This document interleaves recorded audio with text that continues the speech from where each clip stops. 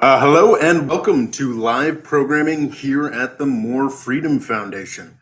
For those of you who may be new to the patrons only newscast, it's different from the big public live chats. We don't do one big presentation and then Q&A. The Q&A is mixed in with the presentation. I've got a list of, 12 things, actually maybe even more, to go through that patrons and others have suggested. And I'm going to go through it item by item. I'll talk about the item, we'll, say my quick piece, and then we'll discuss that item or anything else you folks want to discuss. The nice thing about this sort of venue is I think we hit 10 people in a patrons cast once briefly. I basically respond to every comment, and it's more of a discussion. I guess without further, Logo, am I missing any setup here? There's no need for moderation. You all are patrons, and happy to see you all here. You guys are the reason why this channel exists, and I'm very grateful. All right, I guess without further ado, you guys may have noticed I'm over the past couple of weeks, I am finally in my new apartment, long promised. I've been able to, for 2 weeks running, I've hit sort of 2 videos a week. I'd like to keep that pace up, no guarantees, but I'm very excited to finally be in a space that I can use regularly. And I hope it will lead to a range of improvements here. Also, I've managed to do in my back in the move, so I may be dipping out of the frame to stretch momentarily. I can't actually sit. I've done because I've messed up my back, but anyway, let's get to it. Russia versus Ukraine. There's been a huge uptick in folks talking about fears of a Russian invasion of Ukraine, just as there's been a huge uptick in fears of Chinese invasion of Taiwan. Now, I'm not saying that these things are impossible. These are countries that China and Russia both believe that they have more of a right to Ukraine and Taiwan than the Ukrainians or the Taiwanese believe. I think in the long term, a Chinese invasion of Taiwan is a distinct possibility or even a likelihood. I don't think it's something that's going to be happening in the next year or so, no matter how desperately the Pentagon wants to make you believe it will. But this is just sort of part of the sort of standard, the idea that these things are going to happen immediately are sort of part of the standard propagandizing of the U.S. military-industrial complex and this new great power competition, new Cold War era that people are just desperate to put together. Now, I'm not saying there aren't real roots for some of this. China is, what's sort of distressing, and I think my main point on this Russia-Ukraine thing is that both China and Russia, and this is something that's really only happened over the past decade, even in the Bush administration, this wasn't the case. This was like something largely happened during the Obama administration, largely because of actions that the Obama administration took, or at least, Obama was powerless to keep the military-industrial complex from carrying out. I'm only willing to make so many excuses for Obama, but this new role that both Russia and China play is that they are trending towards a North Korea role. Like they open up, I think less so with China. I don't see much real reason why everybody's. I don't see much for the Pentagon panic about Taiwan to hang itself on with Taiwan, but with Russia, yeah, Russia's participating in this because they're now in a North Korea role where they have to push things and make the world seem more unsafe. So the new president and the new diplomatic corps pays attention to them, and that's a really grim thing for. Russia only fell into this status in 2014 after the NATO basically worked really hard for a quarter century to make it happen with the destabilization of Ukraine, when the United States he essentially carried out a coup against a democratically elected president in Ukraine. Russia overreacted in exactly the way that does legitimately make them look worse by annexing Crimea and starting off an insurgency and the first shooting war in Europe of the century. And that's the role that Russia is in right now. The idea, so what Russia is doing, is documented to be doing, is jacking up the number of troops on the Russia-Ukraine border. I think considering that we have a U.S. president who talks about how Biden has no soul and he is evil, and a Democratic establishment that has been talking a lot of shit for the past 4 years about how Russia is evil and destabilized our elections in a range of cases that they're not actually willing to make against Russian companies that showed up in court. So yeah, I think that this is dick waving. I don't think there is a imminent invasion of Ukraine by Russia coming. I think Putin recognizes quite rightly that Europe is getting really fucking pissed off at the United States. There's the Nord Stream 2 example. There's a range of other ways in which the United States, under Obama, certainly Trump, but also Biden, has been just sort of rubbing Europe's nose in the fact that they are vassal states, and they don't like that. And I think there's a real opening for Russia to carve off if not to carve Europe completely out of the U.S. Sphere of influence. That's not really possible in the short term. But there's a lot of opening for Putin, especially as it becomes clearer how much of the Trump horse shit Biden is going to hold on to. It becomes more of a possibility for Putin to sort of normalize things more with Europe and to see more pushback from Europe to U.S. attempts to marginalize and do a new Cold War with Russia. Nord Stream 2 would be a great example. So I think one way for Putin to completely shut that down and give Europe completely to the United States for the next decade would be to try to roll his tanks across Ukraine.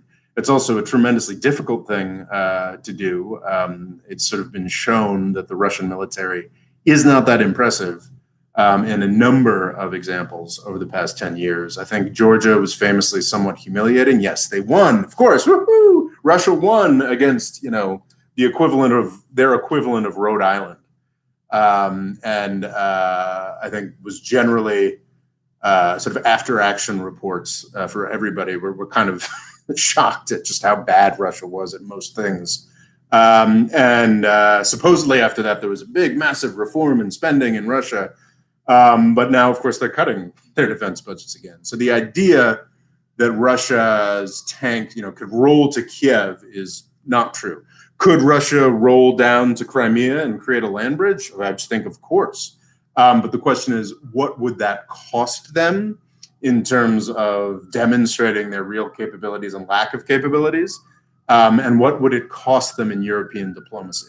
So I just don't see it. It's possible if there are, tremendous miscalculations by the Ukrainian government, the U.S. government, or the Russian government. It is entirely possible. That's the sad and scary thing about the way that the U.S. empire is currently working.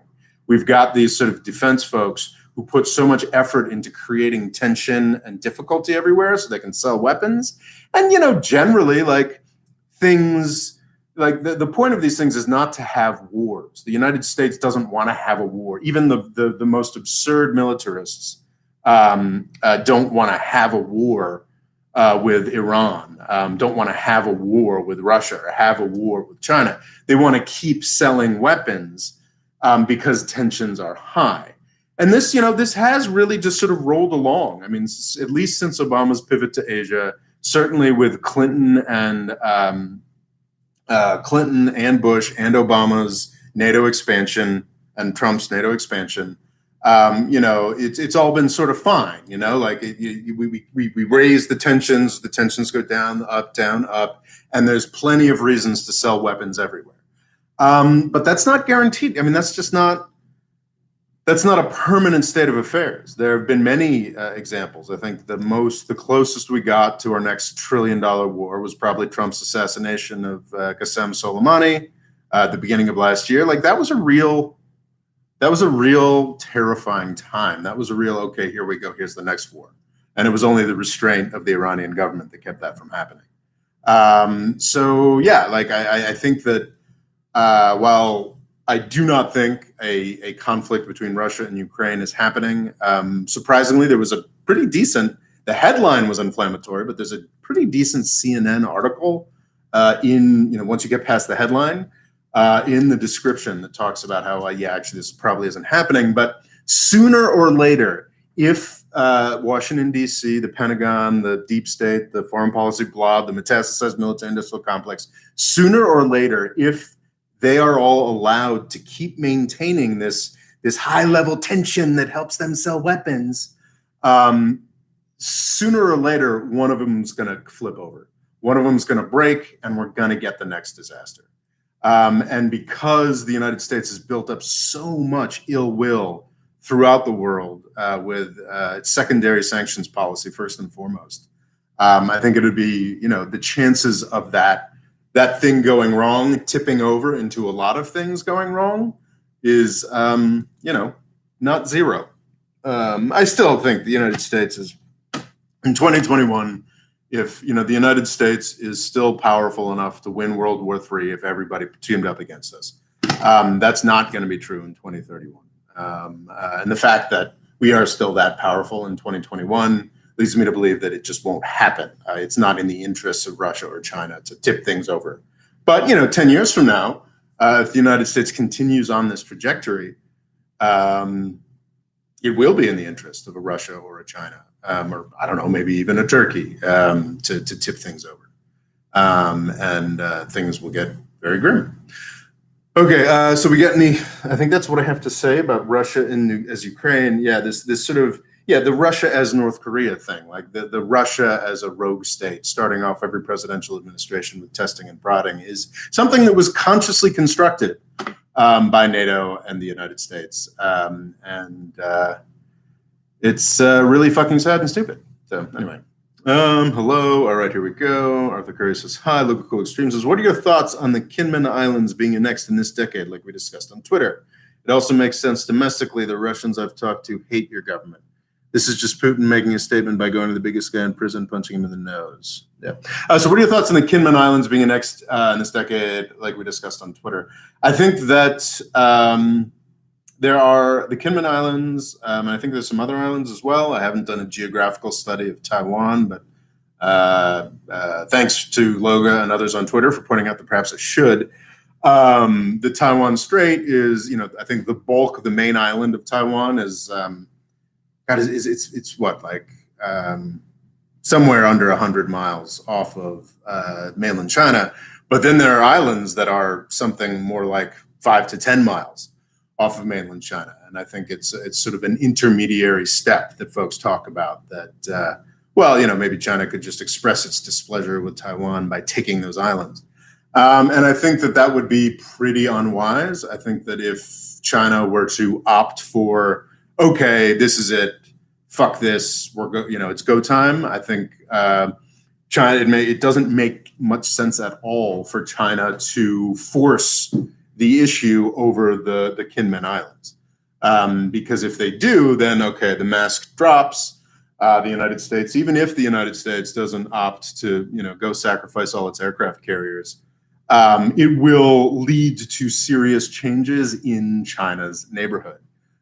This is another thing with another thing along the same dynamics as Putin with Europe. Putin can see real chances to improve his relationship with Europe. I think Macron has occasionally even talked about how he'd like to do that. China, despite U.S. rhetoric, despite U.S. chomping at the bit for a new Cold War, hasn't really been able, it hasn't become the dynamic that the U.S. wants it to throughout all of China's neighborhood. There are certain countries, Vietnam, Japan, India, which are very serious countries that are, serious threats to China when acting in concert. Those countries are, pretty much on board with the U.S.'s new Cold War. They're all down with it. But then there's a whole bunch of countries that aren't, that are sort of up in the air. My understanding, sort of Malaysia, Indonesia. These are huge, economically powerful countries. Malaysia, Indonesia, Singapore, Philippines, certainly. And occasionally South Korea seems a little more interested in settling tiffs with Japan than they are with, worrying about China. And even the countries like Japan, and I think Vietnam that are like, yeah, okay, we're down for this new Cold War, are super intertwined with China economically. So the U.S. is in the more difficult position, is sort of in the Putin position here, where we really want over the next 10 years to do a bigger job of containing China and get more, trade flows away from them and more, a strong, I mean, not full on embargoes. We're not yet that crazy, but, we're trying to push people in that direction and more of a isolation direction, the way that Europe is currently situated towards Putin and Russia. And if China were to just, take the easy Taiwan Islands and be like, haha, so there, I think that would really, it definitely risks World War III. Doesn't say it guarantees it, but it risks it. And I think it would also push a lot of those very serious countries like Indonesia, Philippines, Malaysia, Thailand, Myanmar, a lot of those countries further towards the idea of being skeptical of China and more open to the U.S. Cold War image. So I think if China's going to do it, I think it makes sense for them to go whole hog. I think that what a lot of people don't pay too much attention to is that before Trump, who fucking started his, I think before he was even in office, started talking about Taiwan as a country. And then, of course, once he, got a little more, got to know Xi Jinping a little more and started his democracy fetish, his dictator fetish with China as well. Things got easier, but it's really kind of a recent thing. With President for life Xi Jinping, I mean, throughout there was a Taiwan Straits crisis in the 90s, but throughout the aughts and the teens, it was kind of like China was confident that they were just getting richer and more powerful, and things were going to work out, with Taiwan just sort of by inertia. And Taiwan was just getting more, rich, interacting with China. So there wasn't a lot of like, oh God, this is going to happen and happen soon. China taking those little islands would focus minds in Taiwan in a way that I don't think they've really been focused yet. Sure, for us that, for the folks like us that sort of follow the news and, really interested in that sort of thing, we're like, oh God, this Taiwan thing, but I honestly I don't know the extent to which that has penetrated into the Taiwanese public. I've read some stuff that, apparently the Taiwanese military isn't in particularly good shape. It isn't something that, despite the amount of time that U.S. military-industrial complex and their house journals, the New York Times, the Washington Post, talk about it, I don't know the extent to which Taiwan has gotten worried about this. And if Taiwan, with all of its capacity, got dramatically more worried about this, which the Chinese invasion of those closer islands would make happen, I feel like that would not be a positive for China, if that makes sense. Next question, it also makes sense domestically. Oh, this is for Putin, talking about Russia. Local Quick Stream says, it also makes sense domestically. The Russians I've talked to hate the U.S. government. That makes sense. This is just Putin making a statement by going to the biggest guy in prison, punching him in the nose. Exactly. It's sort of a starting things off. But it's prison mentality. Starting off the new presidential administration with prison mentality actions is something that North Korea has been doing if not before, since the end of the Cold War. And it's really sad that Russia has now been put in that box. But we consciously put them there. Arthur Curry says, if the Russians were to invade Ukraine, they might only secure the Donbass, I bet. Exactly. I think I was reading something that said the possibility they'd try to create a land bridge to Crimea, which makes sense to me because they're having a lot of trouble getting water and other infrastructure into Crimea without Ukrainian cooperation. They built a bridge at immense expense, but that's a bridge that can be bombed presumably. So I think that I think the idea of Russian tanks rolling to Kiev makes no sense to me. Ukraine has, if not an impressive military, it has a real military and a population of 40 million and a whole bunch of militias and folks who are ready to do insurgent stuff. Russia cannot conquer. I do not believe that Russia currently can conquer Ukraine outright, especially because it's key to understand it. I think like the spaces where Russia sort of is quasi-operating are spaces where a lot of people identify as Russian. The further west you move across Ukraine, the less that is the case. What was I going to say? But yeah, like maybe the Donbass and a land bridge to Crimea. I think those are like the plausible objectives for Russian invasion of Ukraine. Black Metal City says, I managed to finally read through Orwell's 1984. I was actually surprised how well War is Peace description in the book fits the American military-industrial complex and what you've been talking about on your channel. Yeah, it's fucked up. A little bit of that is sleight of hand by Orwell. I mean, there is some truth to you should be prepared for eventualities. The United States, I'm not someone who doesn't believe the United States should have a military. In fact, I would like the United States to have a much better military, a better, cheaper military. I think we're at a point where those two things go very much hand in hand. Our military-industrial complex needs some cost discipline. But yeah, no, I mean, Orwell is, I think you're right to see those parallels because even if there is some role for,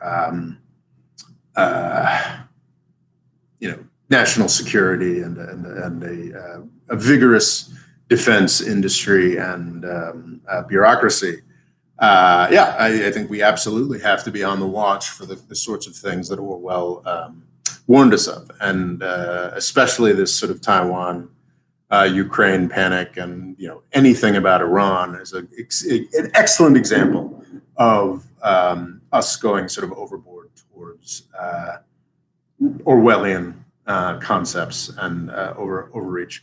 Local Extreme says Kinmen Islands has 150,000 Taiwanese people, by the way. It's a lot of people. I do wonder, actually, it'd be fascinating to see, if those people are leaving in the current environment, and how I wonder how much industry, because it would probably presumably would make sense for Taiwan to have a lot of industry and shipping capability on the Kinmen Islands if they are so close to, or rather even part of some. Really should have looked at those maps in a little more detail. Whichever coastal megalopolis that the Kinmen Islands are close to, there probably are a lot of manufacturing and Taiwanese shipping resources there. It'll be interesting if an indication that the new Cold War is getting more serious would be resources moving from Kinmen Island back to the Taiwanese mainland. Okay.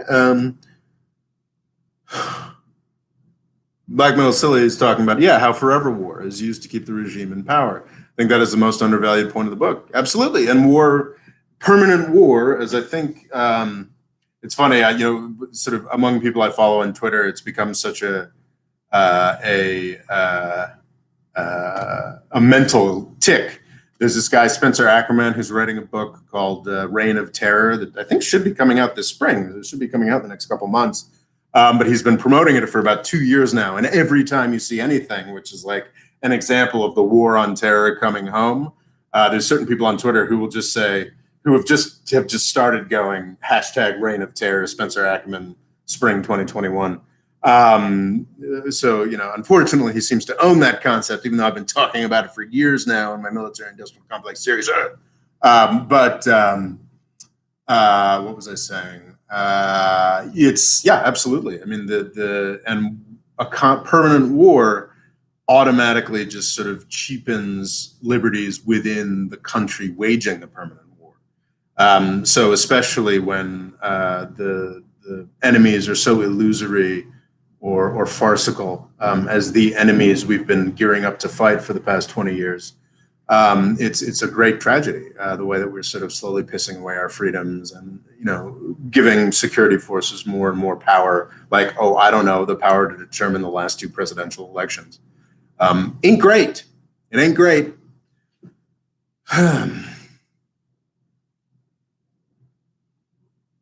Arthur Curry says Ukraine has the second biggest military in Europe by soldier count. And crucially, they are a military, very rare. Turkey probably has a bigger military than Ukraine. Turkey now is unfortunately in this category as well. But the Ukraine, unlike almost every military in Europe, has been seriously fighting a war for the past 7 years right now. So actually has a core of veterans, folks who are thinking on the ground about what fighting in the current environment and time actually means. I think that Ukraine would absolutely not be a pushover. There are not going to be any Russian tanks rolling to Ukraine. I don't think there are going to be Russian tanks rolling towards Crimea either, but that's a more real possibility. Arthur Curry says, also, if Russia wanted to conquer Ukraine, they would have done it in 2014. I think that's debatable. You could say that, they got the Crimea, which is what they wanted. And they also wanted to continue selling gas to Europe, as they still are.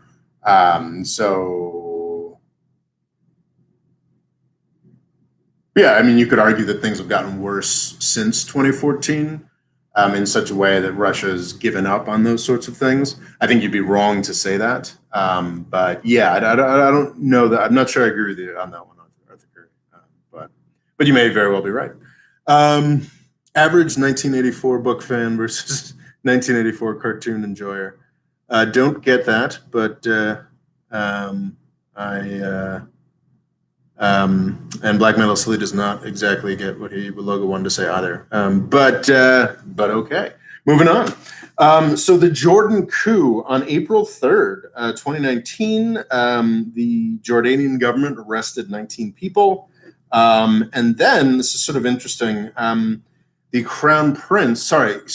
former crown prince of Jordan, the brother of the king, who has been, disfavored or left out of the succession or what have you, but is still very much a wealthy member of the royal family of Jordan, sent a video through his attorney to the BBC talking about how he was being put under house arrest and saying some quite negative things about the folks ruling Jordan. I think he was careful not to directly insult his brother, but talked a lot of smack about the way that Jordan was being poorly run.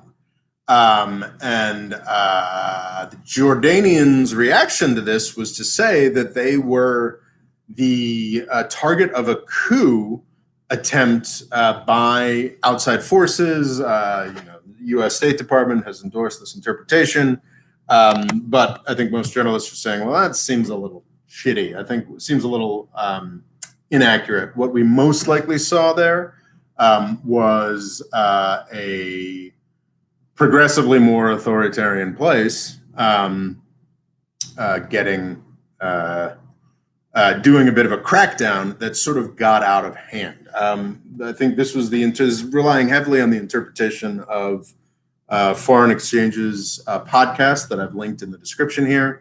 I think, I've forgotten her name, but an analyst from the Quincy Institute suggested, saying this is at all certain, suggested that there's a real possibility that the Jordanian security state sort of let's just sort of keep a handle on Prince Hamza so he doesn't stand up for any of the people we're arresting right now. And sort of miscalculated what Prince Hamza's response would be, which has, just it's very comedy of errors type stuff. I mean, it's of course tragedy, looking at Jordan sort of sliding more towards authoritarianism and the possibilities of coups, but it's also kind of silly. Yeah, so I think I'm leaning towards that interpretation myself. I don't really think that there was a tremendous danger of a coup in Jordan. And what they're describing as a coup could very well have just been, legitimate dissent, which I think is merited in every country and should be protected, not penalized as coup plotting. Of course, but on the other hand, it's important to keep in mind that a lot of the reasons why King Abdallah of Jordan has been such a resolute failure, or rather his succession of governments have been such a resolute failure over the past decade in terms of enriching the country or bringing about democracy, is the fact that, I don't know, Syria, one of the countries they border upon, and plausibly a place that they could have, had some trade through to the Mediterranean through, a market in any case, has been ripped to shreds and destroyed by U.S. Get Assad project for the past 10 years. So obviously that's going to have an impact. We're seeing that it's having an impact in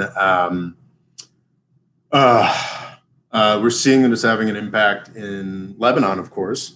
I mean, Lebanon has a lot of reasons why it's falling apart that are its own fault, but obviously it would not be as disastrous as it is if, Syria was not next door being a gaping hole of destruction. Jordan is now falling into that gaping hole of destruction. And that's not good. Not to say that, Jordan has, folks bombing each other yet, but it's becoming a place that was traditionally, perhaps unfairly, spoken about as like, these are the same guys. This is the good dictatorship. These are the folks who are really trying to, become something better. It doesn't have that opportunity because, as with most of the Middle East and Northern Africa, their opportunities have been tremendously constrained over the past decade by violent, destructive actions by the United States and its Gulf allies. I was reading some review somewhere talking about the horrible instability of the Middle East and North Africa. And, it's just talking about, it's just, the nature of things there. And it's like, are you fucking kidding me? Like, how dumb do you have to be to not see that it was the United States that did this by destroying Iraq in 2003, by destroying Libya in 2011, by destroying Syria in the decade after 2000? Well, the uprising started in 2011. We didn't start pouring in money to destroy the place until 2012, debatably. So yeah, it's we're like, why do you keep hitting yourself as we smack the Middle East in the head?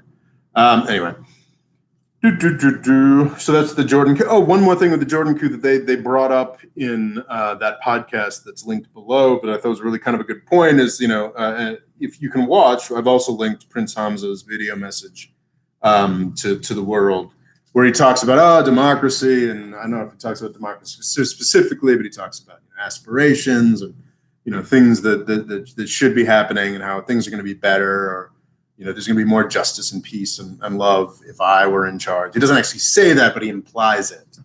It's the fault of this government that things are going so poorly, and it's I think they talk about in that podcast the guy, Davison, the interview is like, well, Prince Hamza claims to be like a democratic reformer, and it's great because the Quincy Institute consult basically just, it doesn't quite laugh in his face, but it's of course he's going to talk whatever shit he needs to be if he's out of power, and it's easy for him to do so. And what's really stunning is how much. This may be an example I lean on too much, but I just see it like when I look at the Middle East, I see 19th century Europe all the time. Like it's just maybe I've just read too much about 19th century Europe, but this sort of Prince Hamza thing is exactly the sort of thing that you can see from French royalty that wanted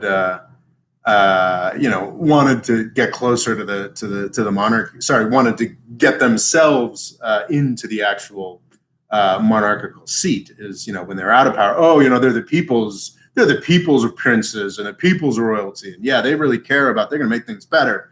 And then they get into power, and it's whoa. Well, of course I wanted to do this, but not this.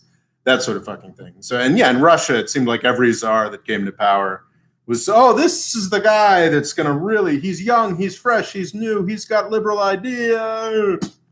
And it's very grim to see that sort of, politics of 200 years ago in places like Jordan. And obviously there's shades of that with MBS as well, though he's actually in charge. And we're sort of seeing what that actually means when the rubber hits the road. Global corporate tax. This is something that's interesting. It's fascinating. Well, fascinating to me. I don't know if it's fascinating to anybody else. The way sort of my own ideas have evolved on this sort of thing. I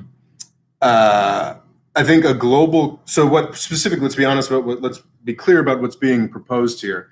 It's not a global corporate tax. It is an agreement between the OECD on a global minimum corporate tax.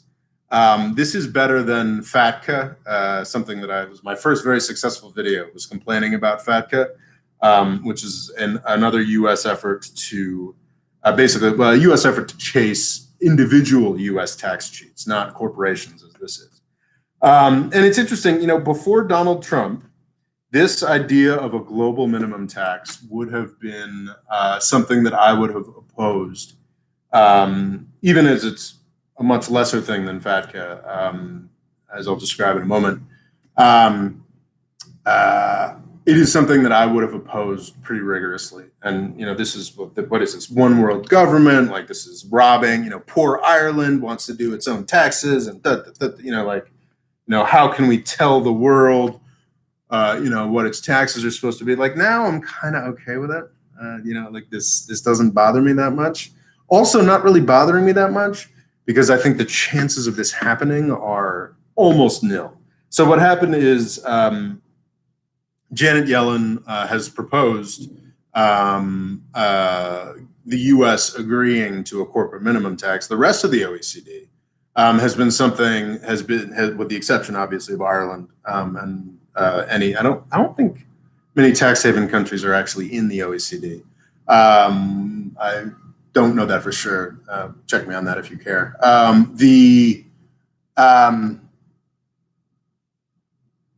Basically, the United States, for the longest time, has been the big stumbling block against European and I guess presumably Japanese countries that wanted to regularize taxes worldwide and make it harder for people to run away to different tax haven jurisdictions. The United States, as the biggest tax haven in the world, has always been the main stumbling block for that. FATCA, something that I found I still find so horrifying, because what FATCA wasn't, okay, the U.S. is going to, finally agree with everyone else in the world, and we're going to try to harmonize taxation. The FATCA was the United States saying, okay, cool, we're going to make it so everybody has to report to the IRS, which is fucking insane. Basically saying that every bank in the world is now subject to the jurisdiction of the U.S. tax authority. Like that is straightforwardly imperial. That is something I still object to. And it was also kind of surprising because the OECD and Europe, rich countries in Asia were all like, hey, we've got this whole process here. Like we're trying to figure this out together as a group. And you're like doing this imperial law over here. I mean, and what was interesting is a lot of European countries and everyone in the world just sort of got on board, in part because the consequences that the U.S. tax authorities were promising were so punitive. Sort of interesting about FATCA is it hasn't ever really been implemented because the Republican Congresses and Obama acquiesced in just not funding the IRS for the past decade. So they have all these new powers and regulations that FATCA give them, but they don't have the money to actually implement it. So anyway, that's a long digression on FATCA. What is different here about Yellen's proposal is it is not an imperial diktat. it is the United States tax authorities working with an already existing attempt of the world's tax authorities to bring about some regularization. And I think that makes it better than FATCA because it is not an imperial dictate. And also, what's interesting is there's actually very little control of other countries' policies being proposed here. It is not, okay, the OECD said this, so this is what your taxes have to be. No, that would be a very imperial thing as well, and would be, I think, illegal to enforce, though you could totally see us try to do it. To the extent that illegal means anything in the context of international law. So what it is, it's sort of like a top-up basis. So Ireland can continue to have its much lower tax rates, but the U.S. Or the French or whatever will say that, okay, Facebook, you're paying those really low corporate tax rates in Ireland. You owe us the rest of the money up until you owe the United States government the rest of the tax up until the global corporate minimum that we've agreed to with the rest of the OECD. So it's not like the U.S. is changing Ireland's laws. Ireland can do whatever it wants, but the U.S. company that is using Ireland's lower tax things then has an obligation to the United States. In practice, is this just as bad for Ireland and the Cayman Islands and all these tax havens? Yes, of course. But it is important to me that that their sovereignty is not violated the way that their sovereignty absolutely is violated by FATCA and related legislation. So this may seem like a sort of legalistic thing, but I think it does matter. It is important. The principle of sovereignty is something that matters. So that's why I do prefer Janet Yellen's sort of proposal of a top-up sort of corporate and global minimum tax. I'm not sure if it's her proposal, her basically acquiescing in the U.S. saying, oh, we're not going to necessarily stand in the way of this anymore. The chances of this actually happening, somehow getting past the U.S. Congress, Republicans and corporate Democrats, seems very slim to me.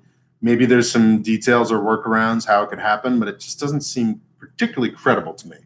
I don't know, but it is, again, I don't know if it's interesting to anybody else, but it is interesting to me the way my own thinking has evolved. Before Trump, I still consider myself a conservative, but an FDR conservative, if that makes sense. Before Trump, I was still like very much, still had a lot of libertarian leanings, though I wouldn't use the title. But if this is what if Donald Trump is what our libertarian pro-business utopia has produced over the past 40 years, it's clearly time to try something else. So while I will never be a supporter of FATCA and unilateral U.S. Imperial dictates, I think that even if it were possible, this global corporate minimum tax doesn't strike me as a bad idea. So yeah. It's a meme. Never mind. Says local students. What was MBS's role in the coup exactly? Intel on Jordan is confusing. I think me and a lot of other folks, I might have even tweeted some stuff, are very tempted by the idea that, oh yeah, look at fucking MBS, look at the Saudis sticking their nose into another country where it doesn't belong, those assholes. But I think I and others may have gotten a little caught up in the sort of the Jordanian regime's own propaganda. It's in their interest to suggest that sinister outside forces were trying to do a coup. And I think, analysts, taking that statement at face value were like, well, who's the sinister outside force behind every coup and government destabilization in the Middle East and North Africa over the past 10 years? Well, obviously it's Saudi Arabia. So I think probably myself and others might have gotten a little too far over our skis and saying, well, of course it's MBS's fault. But I think the analysis presented in the podcast and the description below, I think does seem persuasive to me. Jordan wanted to do a little bit of repression and kind of fucked up the implementation, which became very embarrassing for everybody involved. I think that's probably what happened in Jordan, and I don't know that MBS or Saudi Arabia or the UAE or NBC necessarily had that much to do with it at all. My understanding is that Prince Hamza is supposed, in some circles, seen as maybe closer to the Saudi and UAE royal families. I don't know. But I think largely the narrative that the Jordanian regime fucked something up is probably makes the most sense. I love that there are 10 people watching. This is fantastic. Let me know, of course, if there's anything else you want to talk about. Like just, pile in the comments. I'm going to work my way through this whole list, but I'll talk about anything else that you folks want to. If you're here, you're a patron, and steer this conversation anywhere you want it to go. Hot take: any instability. Logo Cool Extreme says hot take: any instability in Jordan will be cataclysmic. There's way too many Syrian refugees, and it probably had the highest number of ISIS recruits per capita. I think that was Tunisia, actually. To the embarrassment of big Tunisia advocates like myself. Though, of course, my explanation for why Tunisia had the most ISIS folks is because, well, it's one of the wealthiest Arab countries, so more people who have the capacity to go. And also, in the aftermath of 2011, it was a pro-freedom place, and being anti-Assad was pro-freedom. And the fact that they got there and found that the most well-funded of the militia forces that was fighting against Assad happened to be the Islamic State. Well, this is something that, might have made sense in 2011, 2012, 2013, and then made a lot less sense in 2014, 2015, 2016. So, yeah, sorry, I'm just, I will take any opportunity to defend Tunisia. But yeah, instability in Jordan absolutely will be cataclysmic. It'd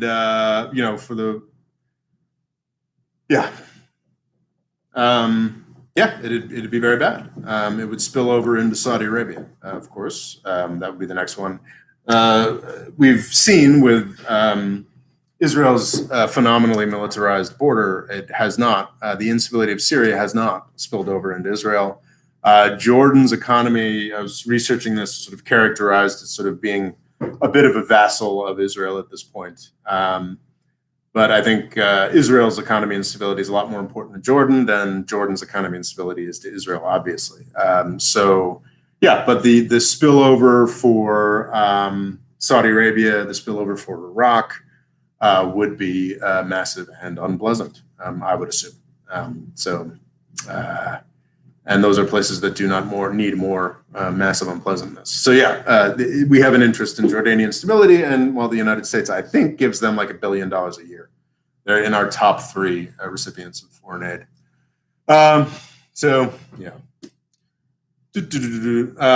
just don't. Jordan is not a focus for me because it has been, largely been somewhat boring and stable. So I don't know a ton about it. And also, it's impossible to talk about Jordan without talking about Israel and Palestine. And as we all know, that's something that I've tended to avoid. But Rob, if we hold Western countries accountable for their actions, how will the right be able to be racist against brown people? Be more considerate. It's a good point. A whole lot of U.S. self-image would fall apart if we started talking a little more seriously about why exactly the Islamic State is surging in the Sahel. It's because we destroyed Libya.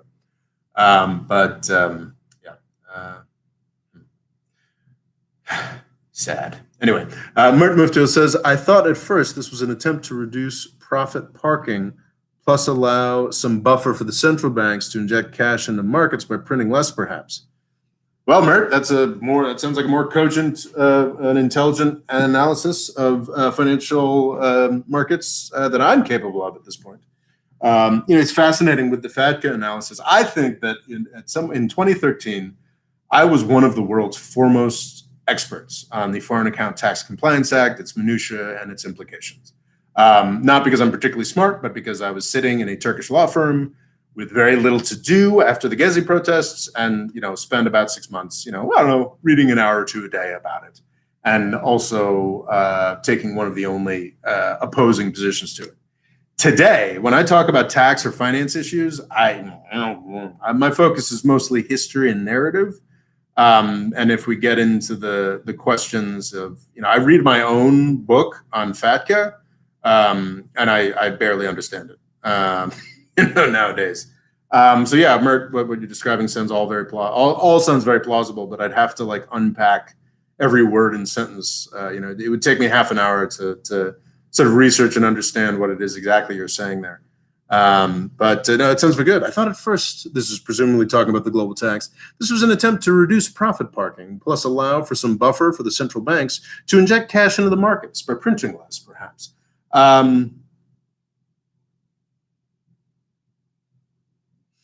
Yes, profit parking in Ireland is a problem that is recognized and folks would like to deal with. I think the problem is that Washington, D.C. would like to deal with that without making any of its sources of lobbying cash unhappy, which is a impossible thing to do.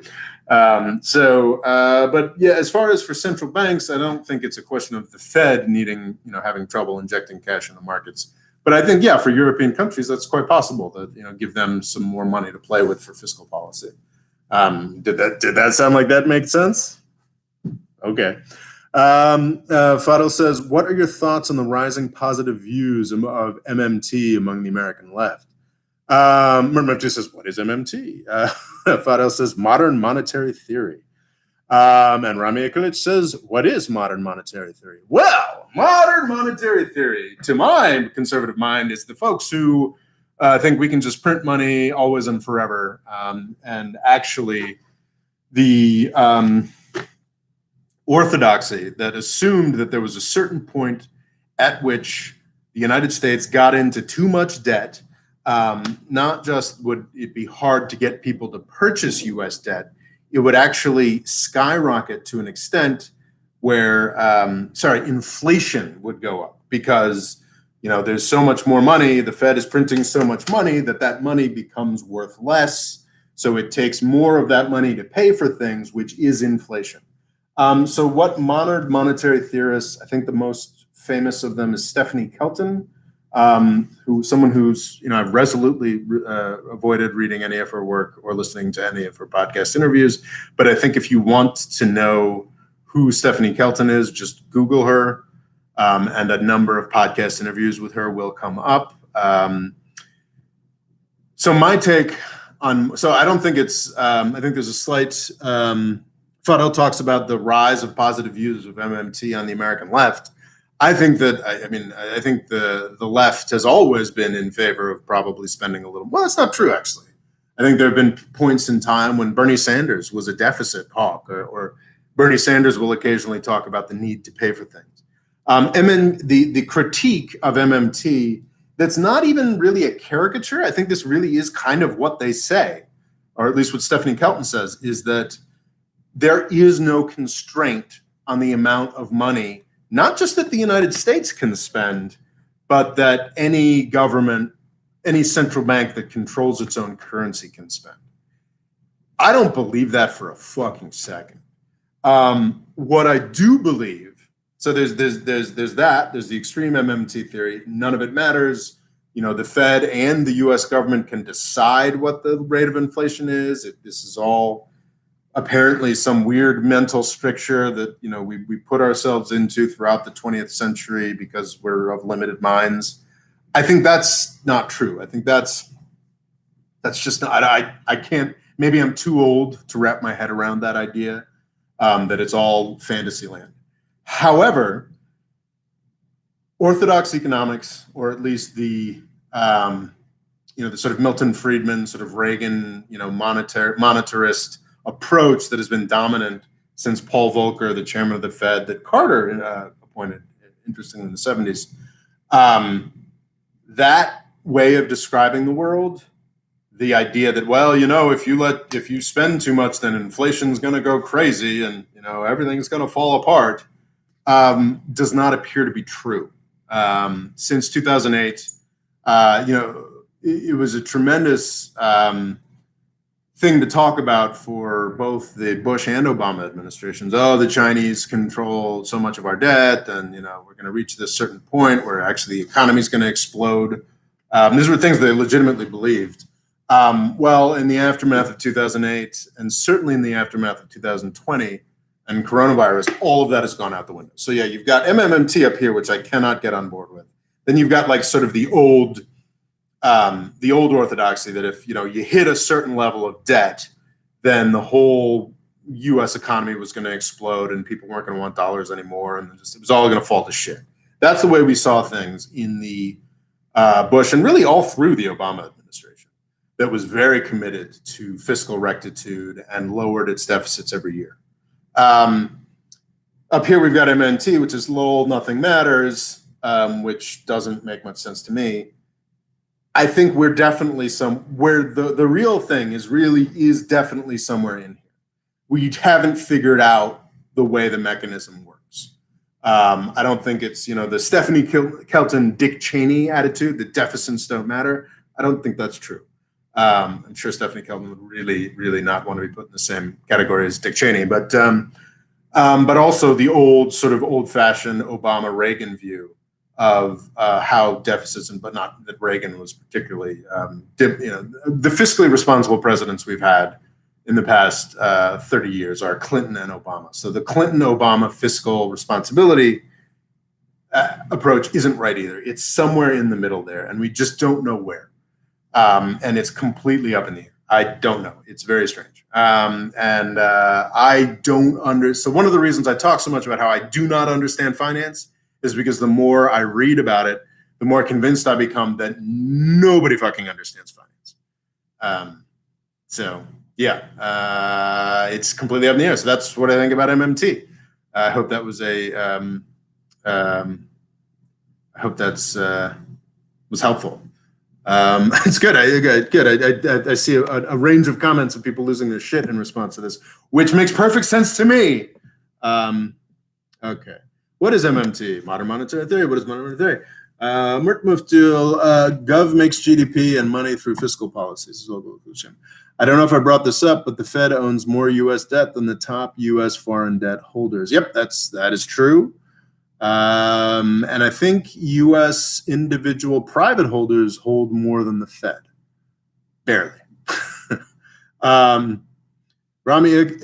Ikilich says it's like the flat earth theory. Yeah, Rami, it's like the flat earth theory if the flat earth theory was working for a period of years. So what I'm terrified of and what I'm still fairly confident of is that it will continue working. And we will just drive up our debt, maybe throughout the roaring 20s for the next decade, and then something will shift. Something will come up, maybe it'll be Bitcoin, maybe it'll be China, maybe it'll be Europe getting their acts together, that will be a plausible, better store of value than the US dollar. And then maybe everything will fall apart and we will get hyperinflation. And that's my fear, that what's going to happen is the party will continue for a decade or so, until somebody comes up with something that's a safer store of value than the US dollar and the US treasuries. And then it all falls apart and everything valued in dollars, everything valued in dollars, the actual things become, worth much, much more in dollars, but dollars become worthless. I think that's still possible. It's like we're operating in a world where the problem is like maybe the old Obama, Milton Friedman idea, Obama, Clinton, Milton Friedman idea. Maybe that was the flat earth theory. That's the thing. We don't know, Rami. That's what's so crazy is that the flat earth theory nutcases, which is probably the way that Stephanie Kelton and MMT was looked at 10 years ago, seem to be right so far, or plausibly right. And what's really terrifying about this is if you tell a whole bunch of politicians that are incorporating it, like, you can spend all the money you want, it's fine. Politicians are going to want to do that. Of course, this does not apply to local states with their pensions and their, responsibilities and their lack of an ability to print their own currency. So, yeah. And it's interesting because it's possible for me to envision a positive revision of this story. So, okay, so what if we do this, the economy and the US economy grows by 6% this year because we've finally taken off the constraints. Well, it grows by 6% this year because we've finally, because it shrank by 5% last year, but goes up by 6% this year. And then because the stimulus just gets things so roaring, and we get an infrastructure package that is ongoing, little $200 to $500 billion injections here and there, we actually get to a point by the third year of the Biden presidency where the economy is going so well, and they've actually hired enough people at the IRS that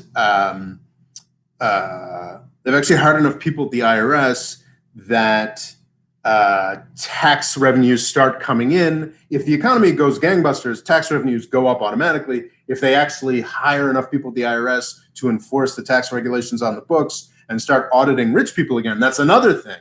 So we might be in this weird thing by the third year of the Biden administration where the economy is rip-roaring so fast that tax receipts are up through the roof, and we kind of end up going back towards a more balanced budget. I don't mean like, I'd be shocked if we actually saw surplus again in my lifetime, but like, go from like $1 trillion deficits down to $500 billion. I think Obama managed to get it down to $500 billion deficits. And then, maybe by the fourth or fifth or sixth Biden year, we're down to like $100 billion deficits, which actually would indicate, like, that coming down would indicate, despite the trillions of dollars we've pissed out and the sort of fire hosed out, and despite the fact that our actual debt will be still hovering about 25, 28 trillion dollars. If that progress happens, that would actually indicate growing fiscal rectitude in the United States, if that makes any sense. And then the United States would be able to sort of hold on to its prime position in the financial system, if we haven't started World War III over Russia or over Ukraine or Taiwan by then. So, yeah, I don't know. Okay. Local Cool Extreme says, wait, what? If any government can do that, then what in goddamn hell happened in Zimbabwe and Weimar Germany? Well, Zimbabwe is, there's any number of things that could happen in Zimbabwe, which is an extraordinarily poorly run place. The MMT take on Weimar Germany, which honestly isn't that unpersuasive, is that the Weimar government, this is in the aftermath of World War I, the sort of the republic that was after the Kaiser and lost power to Hitler. There's the MMT take on the hyperinflation that was so scarring to Germany was like, actually, that was an intentional policy from the Weimar government because they wanted to pay off their reparations as quickly as possible. And a lot of those reparations were denominated in German currency. And that horrifically large reparations bill that Keynes talked about was a lot smaller, in his Economic Consequences of the Peace. Sorry, I'm getting very nerdy here. Was the complaint that the Versailles Treaty that ended World War I, because it demanded so much money in reparations from Germany, made World War II sort of inevitable. So the hyperinflation, supposedly, according to MMT people, it's too good a theory to check. I haven't looked into this. Supposedly, the Weimar government consciously brought about the hyperinflation to make its reparations payments lower. So that's what MMT folks say about that. I don't know if that's true. I haven't looked into it. Farzam says, crazy theory from my friends. The U.S. will make the stocks and crypto crash, so a lot of money disappears to make some dollars evaporate, stop inflation. That doesn't seem very credible to me. Yeah, I don't think that's how that works, Farzam, but I could be wrong. No, but yeah, that's not how that works, because the dollars, there's still going to be that same amount of dollars in circulation. But fuck, Farzam, you could be right. I don't know. Whenever I look at this, I was like, it's funny. I had this big theory that the petrodollar thing was an absurd joke for very much. Actually, yeah. So in my book, Everybody's Lying About Islam, I spent way too much time, which was really about the U.S.-Saudi relationship. I spent way too much time talking about the petrodollar theory, which is this idea that, which I think it's not just an idea, I think it's an accomplished historical fact that one of the main reasons that Nixon was able to successfully abandon the gold standard at the end of the Bretton Woods system and go for a fiat currency was because of the petrodollar system, because Saudi Arabia and other Gulf states, Iran at the time, agreed to purchase, or rather agreed to sell their oil in dollars. So they would take the dollars and then funnel those dollars usually back into US or European financial assets. So that's the petrodollar theory. It's very accomplished and established that it was that petrodollar theory that I think it's fairly agreed upon that it was Saudi Arabia and other petrostates' agreement to do that allowed the U.S. and the world to abandon the gold standard. I don't know if that's universal, but that's my understanding and something that makes sense to me in my limited monkey brain. What a lot of people assert online that I don't find as credible is that now, 40 years after that decision, if Saudi Arabia were to say, "Fuck it, we're selling our reserves in rubles," then the U.S. dollar system would fall apart. So what I said is something I made. The case that I made was like, well, wait a second. We saw this in the 80s, and we also saw this after 2014. I think exactly the dynamic you're talking about, Farzam, where oil, dramatically, oil's use of dollars dramatically plummeted because the value of oil dramatically plummeted after 2014, has not recovered since 2014. So isn't that the petrodollar thesis? If Saudi Arabia stopped selling its stuff in dollars, well, then that's 30% of oil exports is gone. But the use of dollars fell by 50%, or even at some points, 60 or 70% because the oil price plummeted. So wouldn't that mean that dollars, the petrodollar thesis didn't make sense? And one of my reviewers who has an MBA and does finance says, I don't think that's how it works, Rob. And why don't you talk to my buddy who's in finance? And I talked to his buddy who's in finance, and he was like, yeah, Rob, that's not how this works. Crucially saying nobody can really predict how that sort of thing would happen.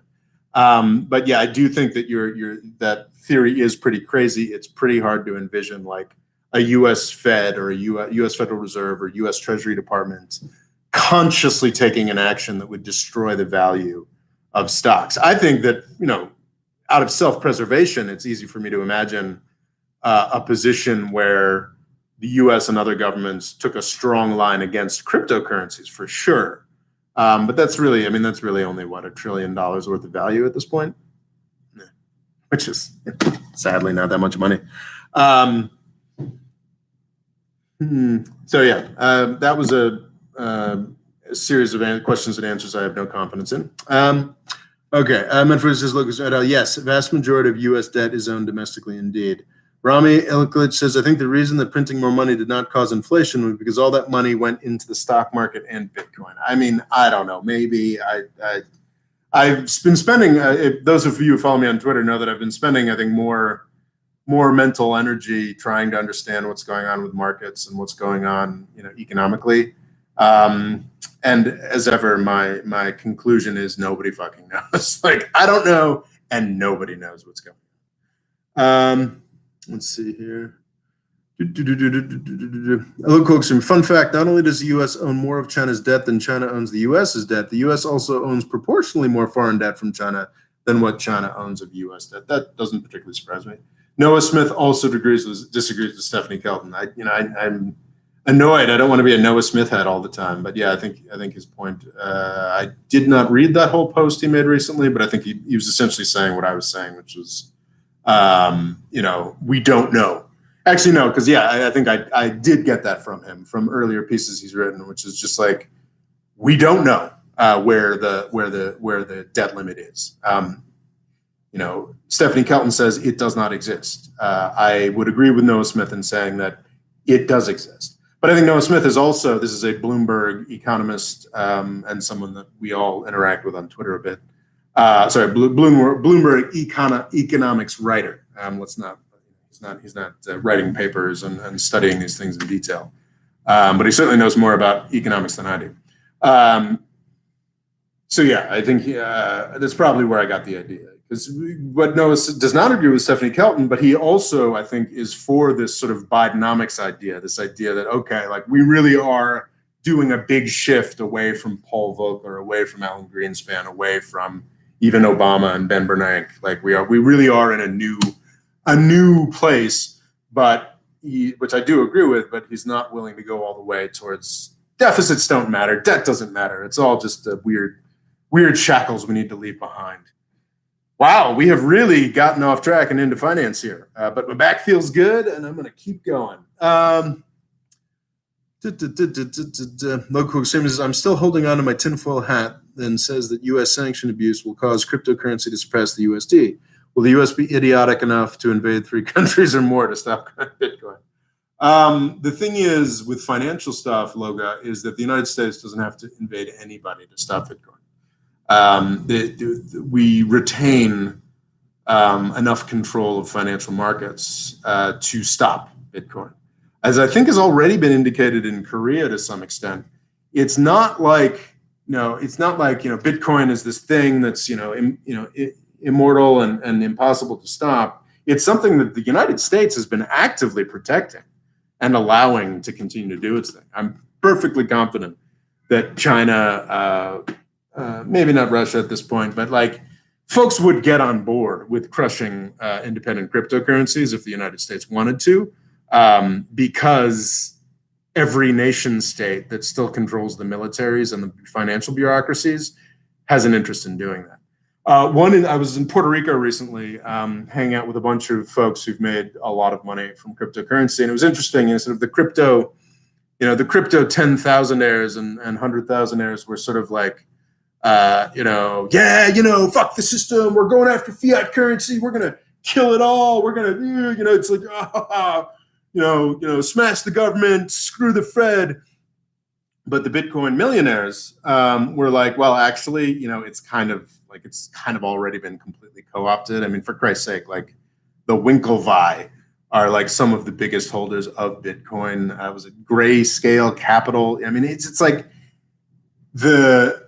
it's an open question to me, and I'd have to research it further, the extent to which Bitcoin has already been sort of completely swallowed by the folks that Bitcoin is meant to be revolting against.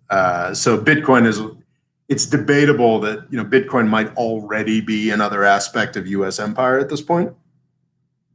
That is a controversial thing to say, and could be completely wrong, and I think might be completely wrong. But I don't know.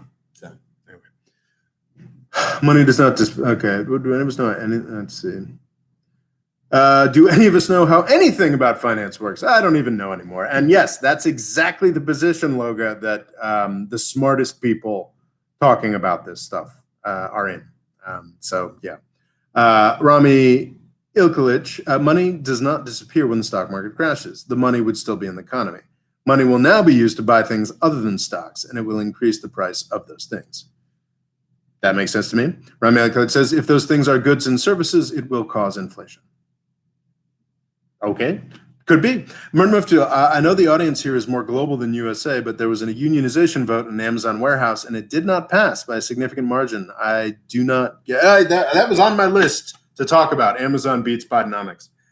So the unions have been pretty comprehensively crushed in the United States, which might be surprising to European or Middle Eastern folks. I mean, they're just not a power in the United States anymore. There are some big unions left. What's fascinating, I mean, the United Auto Workers, my God, in the aftermath of the 2008 bailout for the companies, this is extraordinary. Found this talking with some friends in the industry. In the aftermath of the 2008 bailout, U.S. bailout of the auto industry, GM, and I think maybe some other ones too, split itself into two. One company that has all the union and liabilities and one that does not. It's fascinating for something that used to be such a tremendously powerful aspect of the U.S. economy, U.S. politics. Unions have been really comprehensively crushed. And that is directly tied in fascinating ways that I do not understand. I think I just bought a book that Matt Stoller book. Hopefully I'll be able to read that at some point in the next 6 years. That talks about that a little bit more. But it's really tied directly to the stuff we've been talking about with finance, with the way that, sort of crushing inflation apparently has a pretty direct connection to crushing unions, because unions are one of the biggest aspects of sort of forcing inflation, through asking for more salaries when things get more expensive. So yeah, these things are all connected. And what was, I think, thrilling to a lot of people was that I don't think Biden quite came out and said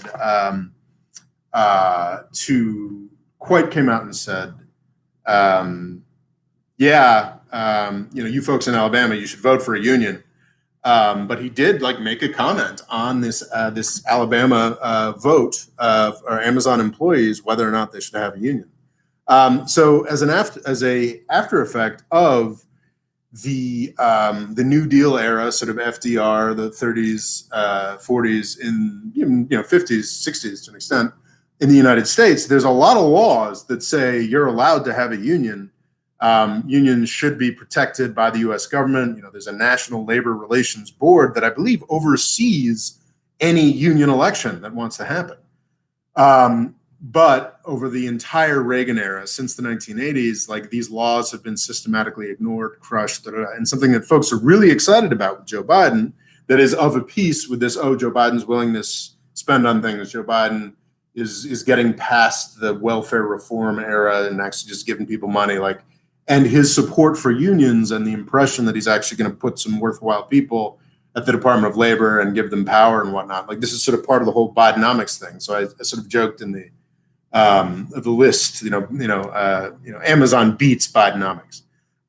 So this was, I think, surprising for the way that a lot of folks are oh, a new day is here. But you got to understand, Amazon is a very carefully, has worked very hard for 20 years now of having warehouses and making sure that doesn't happen. And that a wide array of strategies that they used, some that we heard about, I'm sure many we did not, that worked successfully to crush this unionization effort. And I think folks who were sort of, I think Noah Smith, in fact, did sort of after sort of touting this idea that, Amazon was going to unionize, did a, well, nevertheless tweet yesterday or the day before. But that doesn't mean that Amazon stopped being an abusive company. That doesn't mean that folks became less interested in the idea of unionization as an aspect of a way to sort of improve things. And if we do continue on this growth positive trajectory of just spending money everywhere, we will get, and we don't move as quickly, and Biden is not moving as quickly as I would have hoped to sort of restart the U.S.'s immigration engine, then we're going to get to a point where unionization becomes more of a possibility for the U.S. workforce, because the U.S. workforce is becoming more valued. I know we're all supposed to expect the automation robots taking away all the jobs, but you still need people for a striking number of things. And as there become fewer people, especially, U.S. fertility has now crashed. That's one of the more horrific results of the Trump presidency. We're now we're not quite as bad as Japan or Italy, but we are no longer replacing ourselves, and we've destroyed immigration right at the right time. And this is negative for a number of things, but also I think probably make unionization more of a possibility. So anyway, but yeah, no, that was me being kind of cheeky. It's everyone was Bidenomics, new era. And then, oh wait, 3/4 of the people in this Alabama plant or series of plants that were voting on a union voted against it. Well, shit. Let's see. So Amazon warehouse, glad I talked about that. Any updates on Libya? Yes, I do have a whole thing on Haftar, actually. So apparently they found mass graves in Benghazi. This is pretty horrifying. Famously, Haftar, the strongman who, with Trump's endorsement and the UAE and Saudi Arabia and France and Russia's support, tried to conquer the rest of the country. Failed in, he started in spring of 2019, failed thanks to Turkish invention by the spring or mid-year of 2020. And now, again, I'm impressed. I continue to be impressed at how real the centralized government of Libya looks. They've got elections that they're preparing for in the end of the year. Both of the rival governments in the east and west have turned over power to the new centralized government. What that means in practice, well, of course, the biggest stumbling block to what that means in practice is Khalifa Haftar, the strongman who wanted to take over the country and failed to take over the country last year due to the Turkish intervention. A lot of his legitimacy came from the House of Representatives government in eastern Libya, not actually based in Tobruk, not based in Benghazi, but Benghazi is the big city in the east after Haftar retook and destroyed it. It's funny because the U.S. got involved in Libya. It's horrifyingly funny because the U.S. got involved in Libya to stop the destruction of Benghazi, and then Haftar, one of the strongmen, who actually was absolutely a CIA asset. The extent to which he had U.S. support throughout the past decade is debatable, but lived in suburban Washington D.C. for 10 years, or no, for 30 years. Destroyed Benghazi. So yeah, we saved Benghazi from Gaddafi, and then a CIA asset came in and destroyed Benghazi. But his legitimacy, Haftar's legitimacy, was really tied up with this House of Representatives government in Tobruk. He would occasionally kill people, allegedly would occasionally kill people in that government, but still, there was a real bureaucracy there that has turned over its power to the new central government. So that's leaving Haftar without a lot of legitimacy, but it still leaves him, as he was, someone in charge of a UAE, Egyptian, Saudi, Russian, French, I think that's most of them, and Trump supported military machine and a coalition of militias. So Haftar is still there. He's also still a very old man and who has lost a lot of the power that it looked like he was going to have just a year ago. But he is still very much there. And the interesting story from the past month is, so famously when, I feel like I was here 5 minutes ago, famously when Haftar was kicked out of Tarhuna, which was the sort of I guess more or less suburb of, I might be offending Libyans by saying that, suburb of Tripoli. It was a base for Haftar's actions against Tripoli, the biggest population mass of Libya and center of power. When he was forced to withdraw from Tarhuna, they found a series of mass graves because his nasty militias, and the case he'd always made was like, oh, we're not militias, we're a real army. His nasty militias had murdered a bunch of people and put them in mass graves. Well, now we've discovered mass graves in Benghazi, which, this is his stomping grounds. And what's interesting is that supposedly, I don't know if this is something they're just saying they're doing and then they're not going to do because they don't want to step on Haftar's toes, or if it's something they actually are going to do to help rid themselves of Haftar. But supposedly the central government is going to be investigating the mass graves in Benghazi, which is a real illustration, if it's possible, of governing capacity in Libya that I am again surprised and pleased to find. I think I've been very pessimistic about Libya in way, and have been surprised, like really positively. I should actually do a fucking video about it. Excuse me. I should do more research and see if this is warranted. But yeah, like things might be looking good in Libya, and to the extent to which they can rid themselves of Haftar, that's all to the better. So yeah, I should probably do an update on Libya as a produced video. I'll put that on the list. I need to do videos on all of North Africa. Damn it. Anyway, okay. Updates on Libya. Okay, so that's Libya done. That is 1, 2, 3. Man, geez, we've got more than half of my list together in Amazon. So like the actual arguments against, Amazon, like, we'll take care of you. They gave more money to, okay, my connection is unstable. Are we stable? Are we good? Let me know. Amazon did recently voluntarily give all their workers a $15 minimum wage. They make arguments that if there's a union, well, maybe we'll pull our factory out. They can't say that. They can't make that their policy. but they can imply that. They can, have shady people they pay to go in there and say, at the local bar, yeah, sure, if there's a union, well, Amazon's just going to pull out of this town. And I think I read a profile of that town where it's like, yeah, like Amazon is keeping that town alive. So yeah, especially in a context where the legal and societal, like general conventional wisdom balance has been tipped so far away from unions, it's not that surprising to me that the Amazon union lost and that Amazon will not be unionizing them. Local stream, mass graves found in Libya. In related news, the sky is blue. But seriously, these won't be the last mass graves we find in Libya this decade. I think that's very true and very sad. Fado, do you think the Sisi regime will survive post-Saudi Arabia? Man, I don't know if the Sisi regime is going to survive. I mean, Egypt, man. I'm not going to make any confident predictions about the failure of Egypt because there's not, to my mind, there's not like any real reason why it should be as much of a fucking basket case as it is.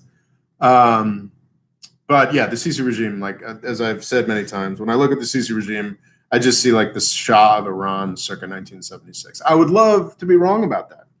I don't want to see an Islamic revolution in Egypt. I'd love to see, peaceful elections like they had in 2012 and Sisi destroyed, murdering 1,000 people on his first day.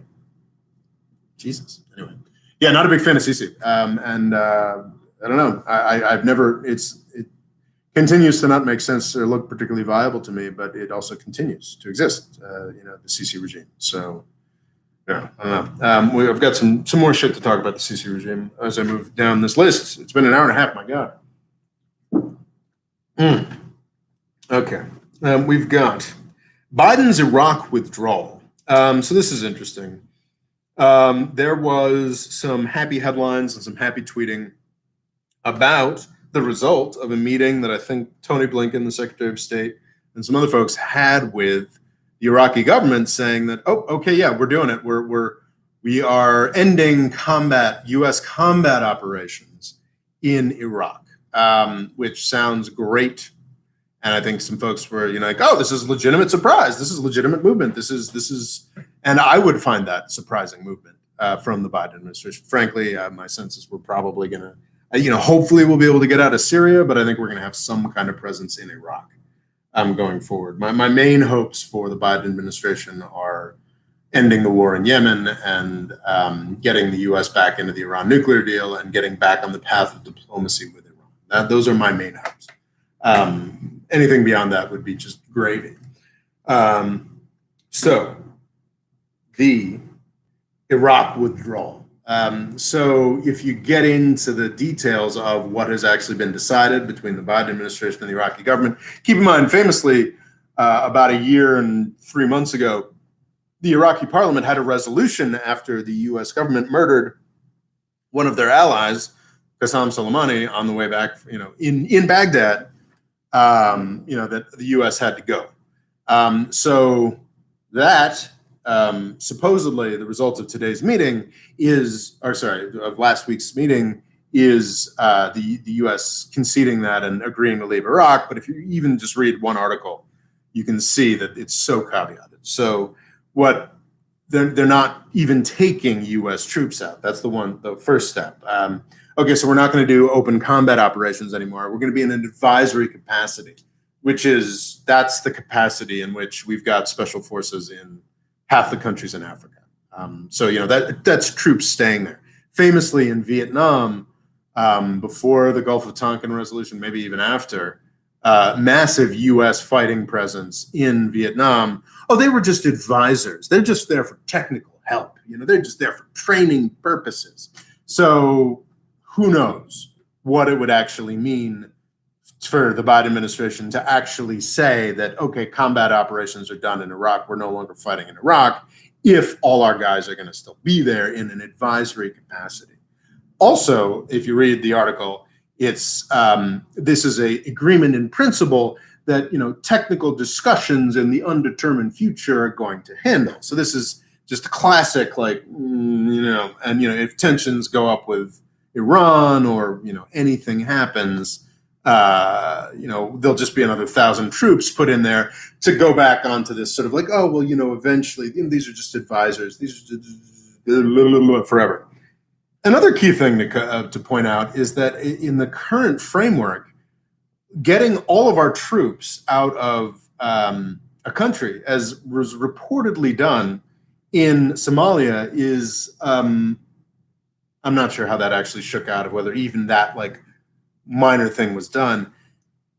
Doesn't really mean much, because under current authorizations of use of military force, which are very open-ended, we can take out our official troops, and that is important, like to not have a permanent base with, U.S. Army units or whatever, or Marines there. That's a positive step, but our special forces can always go in, or our drones can operate, because we've got a massive base in Qatar that nobody thinks is ever leaving. Nobody's even talking about leaving. Got forces stationed in Kuwait, forces stationed in Saudi Arabia, that can access all of these war zones with drones, which is also like a why the fuck, like sort of real, helps to illustrate the only reason we still have troops in Iraq and Syria is so they can be bombed, so Iran-affiliated militias can throw missiles at them. They are there to die. They are there to die in ways that help the U.S. Build tensions and start wars. That's the only reason they're there.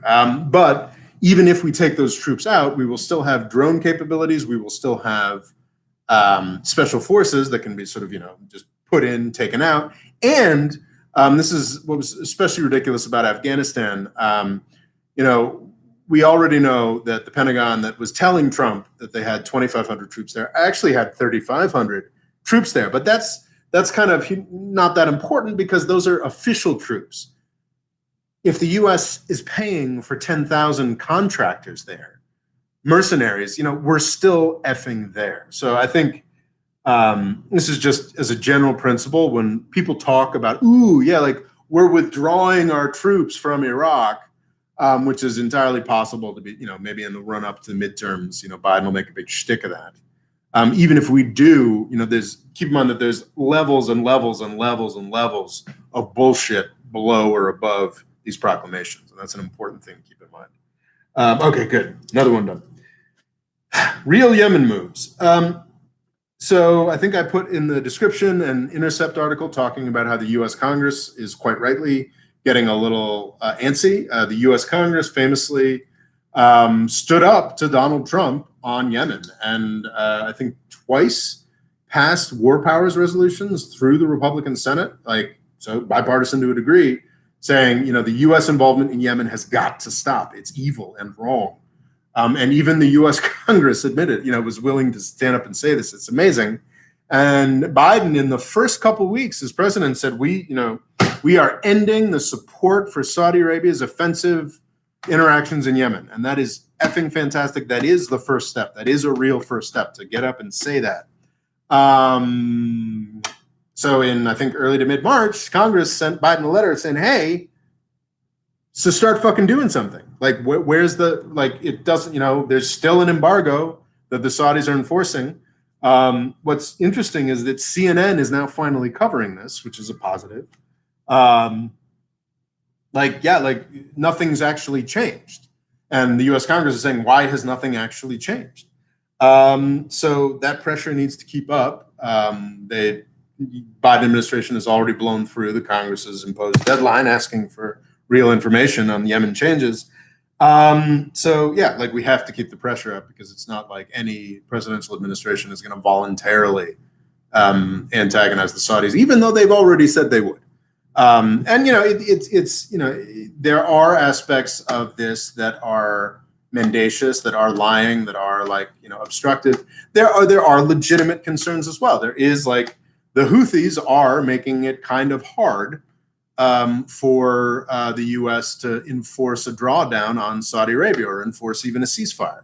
I think the Houthis are right to argue that they shouldn't be told to do a ceasefire in a war that they're winning until Saudi Arabia ends its embargo of Yemen, that is doing most of the starvation and killing. I think that's a fair argument for the Houthis, but the Houthis are, perpetually on the cusp of taking Marib. That would mean pretty close to a substantial victory in the north of Yemen in this war. So it is difficult for Biden to do the calculations of like, okay, how do we do this? And like, if it is done inappropriately, and the Houthis aren't on board, the Houthis could very well win this battle and then invade southern Saudi Arabia in a more serious way. They're already invading southern Saudi Arabia, as Saudi Arabia deserves, because they invaded Yemen. So like, I mean, it is a little more, there is a little more ambiguity here than I, as a rabid advocate of getting Saudi Arabia out of Yemen, but there's not that much. And we need to keep pressuring. We need to keep the pressure on. The Wall Street Journal had a report that I found hard to incorporate with other things that I know, saying that supposedly Patriot batteries are being removed from Saudi Arabia, which what I would think would be one of the last things to do, because I think there is a U.S. interest for credibility purposes, for whatnot, in making sure that Saudi Arabia doesn't get bombed, and we're going to make it easier for Saudi Arabia to withdraw from Yemen if we are credibly defending them from getting bombed. And I think, isn't that what Patriot missile batteries in Saudi Arabia are supposed to do? Of course, the Wall Street Journal, which is a rabidly militarist paper, at least the opinion page, could very well be making a mountain over a molehill, even if this is, news rather than editorial. It's entirely possible that shuffling around these Patriot missiles are just sort of part of some kind of complex military system, redoing. So anyway, Yemen, Biden is not making enough progress. We should be pressuring him to make more progress. I intend to make more videos on that topic. Of course, I've been intending to make more Yemen videos for quite some time. Okay. Let's see. That's Yemen. Ethiopia, damn. My God, I don't understand why people are so in love with... Actually, I think I understand why people are so in love with the Grand Ethiopian Renaissance Dam. And I kind of want to... This is kind of like a more general principle. I got into it with Scott Locks in the comments a couple days back, and it's really fascinating. This is part of like this whole broader approach to things that is something that is very old in Pentagon thinking. It goes back to the 90s, when the Pentagon was like desperately searching for any reason or idea to justify their continued expenditure and existence. And one of the most powerful ideas is something that was put forward by Robert Kaplan. This is not Robert Kagan, who's a pretty unredeemed neoconservative militarist. Robert Kaplan is taken more seriously by people, though I'm not entirely sure why. Put out an article in 1994 in The Atlantic called "The Coming Anarchy." And the argument of this was that actually the Cold War was probably a utopia. And things are just going to get so much worse now that we're out of this framework of competition, and all these countries everywhere are so poor, and crime is so rampant. This is very much a United States in the 90s. Everything is crime. Everything is crime. That's, the era of, the big Clinton mass incarceration bill, and then, other bills in states that were inspired or preceded that. So yeah, everything was crime. This was, everything, the world's about to fall apart. There's this coming anarchy. There's just, it's all going to be a mess. It's all going to be a mess. And what's fascinating is watching the evolution of this concept. So in 94, Kaplan writes this. It's much applauded. It's one of the more, seen as one of the more seminal, ideas about foreign policy of the 90s. And then 20 years later, in 2014, he says, he actually writes, well, I was, completely wrong about that, but actually I was right. And I actually haven't read the follow-up article, but I would expect that he, folded in climate change and water wars. And I think we have to realize the amount of effort from, this is the metastasized military-industrial complex stuff. This is the Pentagon and, intellectuals that work not for, but in tandem with the Pentagon, putting forward this idea that the world is incredibly dangerous and it's gonna fall apart. And so when you see things like the Pentagon is very concerned about climate change, or the Pentagon is really worried about water wars. Um, that's directly part of this thinking. That's directly part of and it's always frustrating to me when I see like independent media on like YouTube, like getting into these ideas and like, or environmentalists being like, oh, even the Pentagon says the climate change is a real problem. Like, it's like, no, fuckers, like you're falling into the trap, which is that the trap here is that like we're gonna, we need the US military to be as big as it is and unwieldy as it is for something. We promise for something at some point. We don't know when, but we promise sometime it's gonna happen and it's gonna matter. We promise, I swear. And like that's like very much what this whole water wars thing is. And that's why I think people are so obsessed with the Grand Ethiopian Renaissance Dam, which also has the amazing acronym GERD, which is also gastroenter something or other reflux disease, which is heartburn. So I think it's funny that they both GERD and GERD, sort of the same. I have, as a middle-aged fat man, I have serious heartburn to the point where I saw a doctor about it, and he talks about it as GERD, and I was like, "What? I have the Grand Ethiopian Renaissance Dam in my chest." Anyway, so GERD, Grand Ethiopian. So this is the water war that everybody wants to talk about. Ethiopia has the source. Jesus, is it the White Nile or the Blue Nile? Anyway, one of the sources of the Nile, or both, no, I guess the other one's in South Sudan. Anyway. Should know this better. I'm studying Sudan pretty intensely, have been for a year. There's a dam on the Nile that Ethiopia is building. The Nile flows through all of Egypt. And Egypt is pretty pissed off that Ethiopia is damming the Nile. I did, after being asked about it a million goddamn times, I did look into this, and the key question here is, so it's not like, dams don't work like you dam it and water never goes through it again. What matters for the dam and for Egypt and for Sudan is how quickly Ethiopia fills up the dam. So if Ethiopia tried to fill up the dam in a single year, then absolutely all those horrifying predictions would 100% come true. Sudan and Egypt would literally dry up and blow away. Horrifying.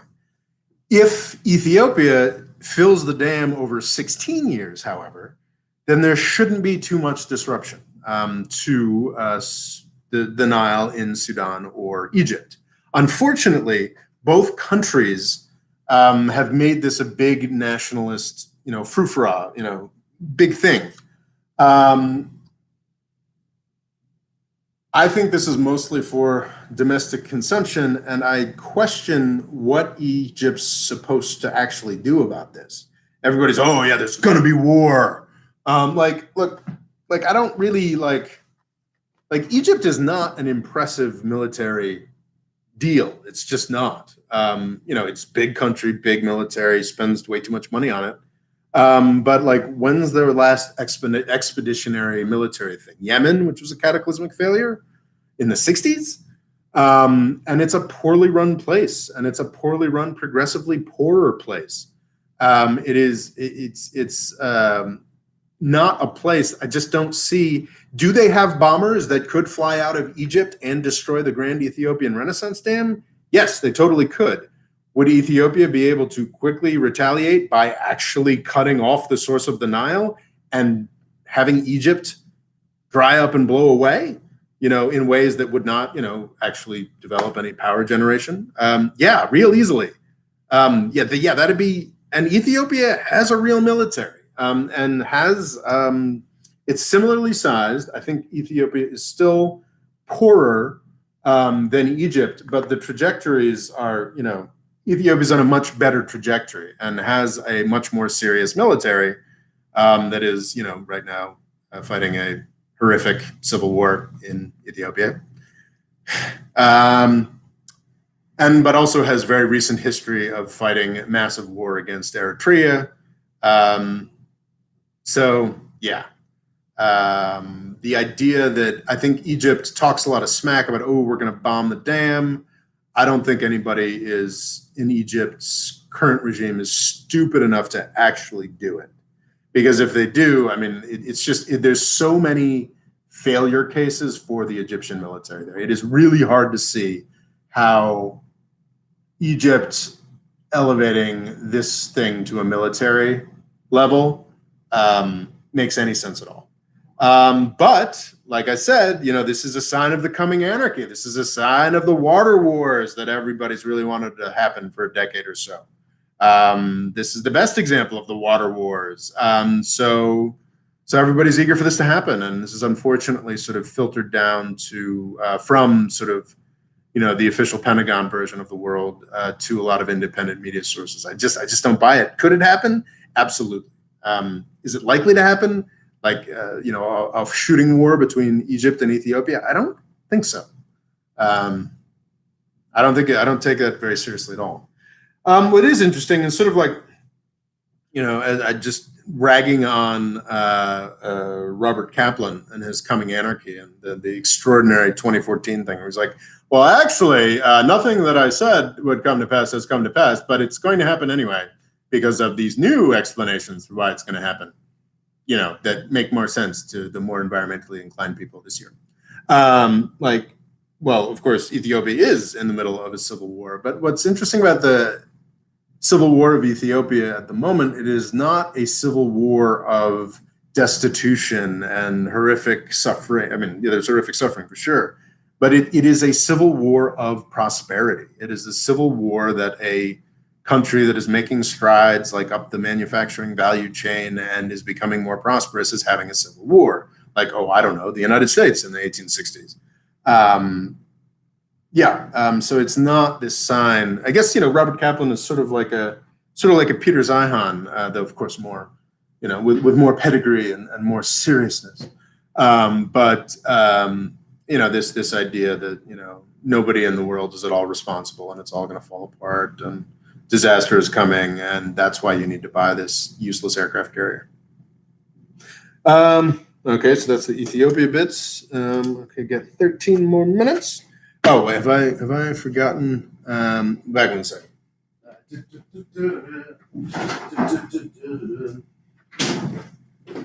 Doing this for an hour and a half. It's thirsty work. Cherry Coke Zero. Okay. Questions.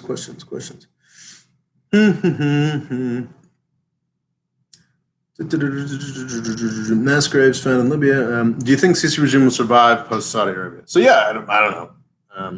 Possible. Farzan, the Sisi regime exists because of Saudi Arabia.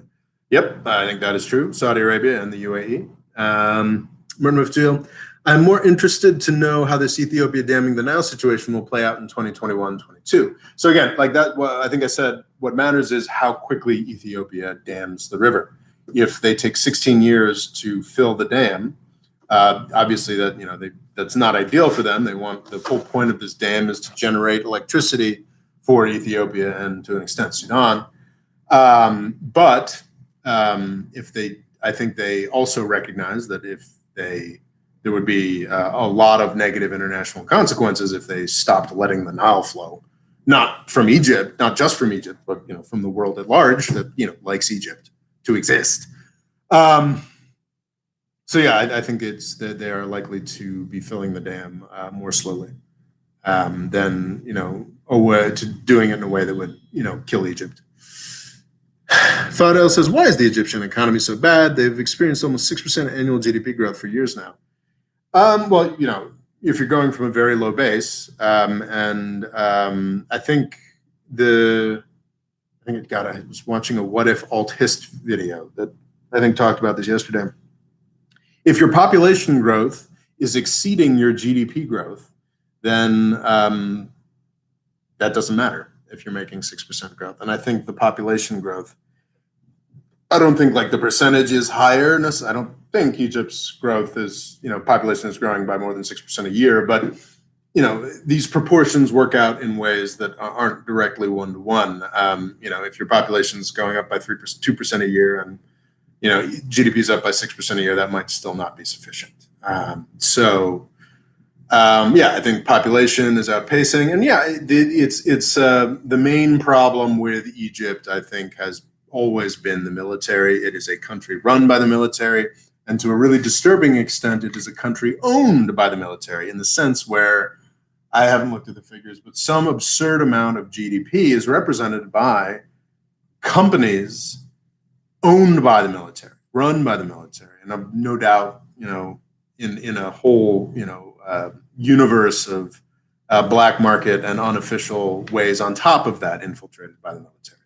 And yeah, I mean, it's essentially owned by a mafia. Like if the NYPD ran New York City's economy, it wouldn't be a very successful economy. So yeah. That's the standard explanation for why Egypt's such a basket case. I don't believe for a second that there isn't any military presence in Somalia. Yeah, no, I don't either. But I mean, I don't know that there doesn't have to be any permanent military presence. There can be, an airstrip with some special forces guys doing some training that, can be, a U.S. military base overnight if we want it to be. Their drones run out of Qatar.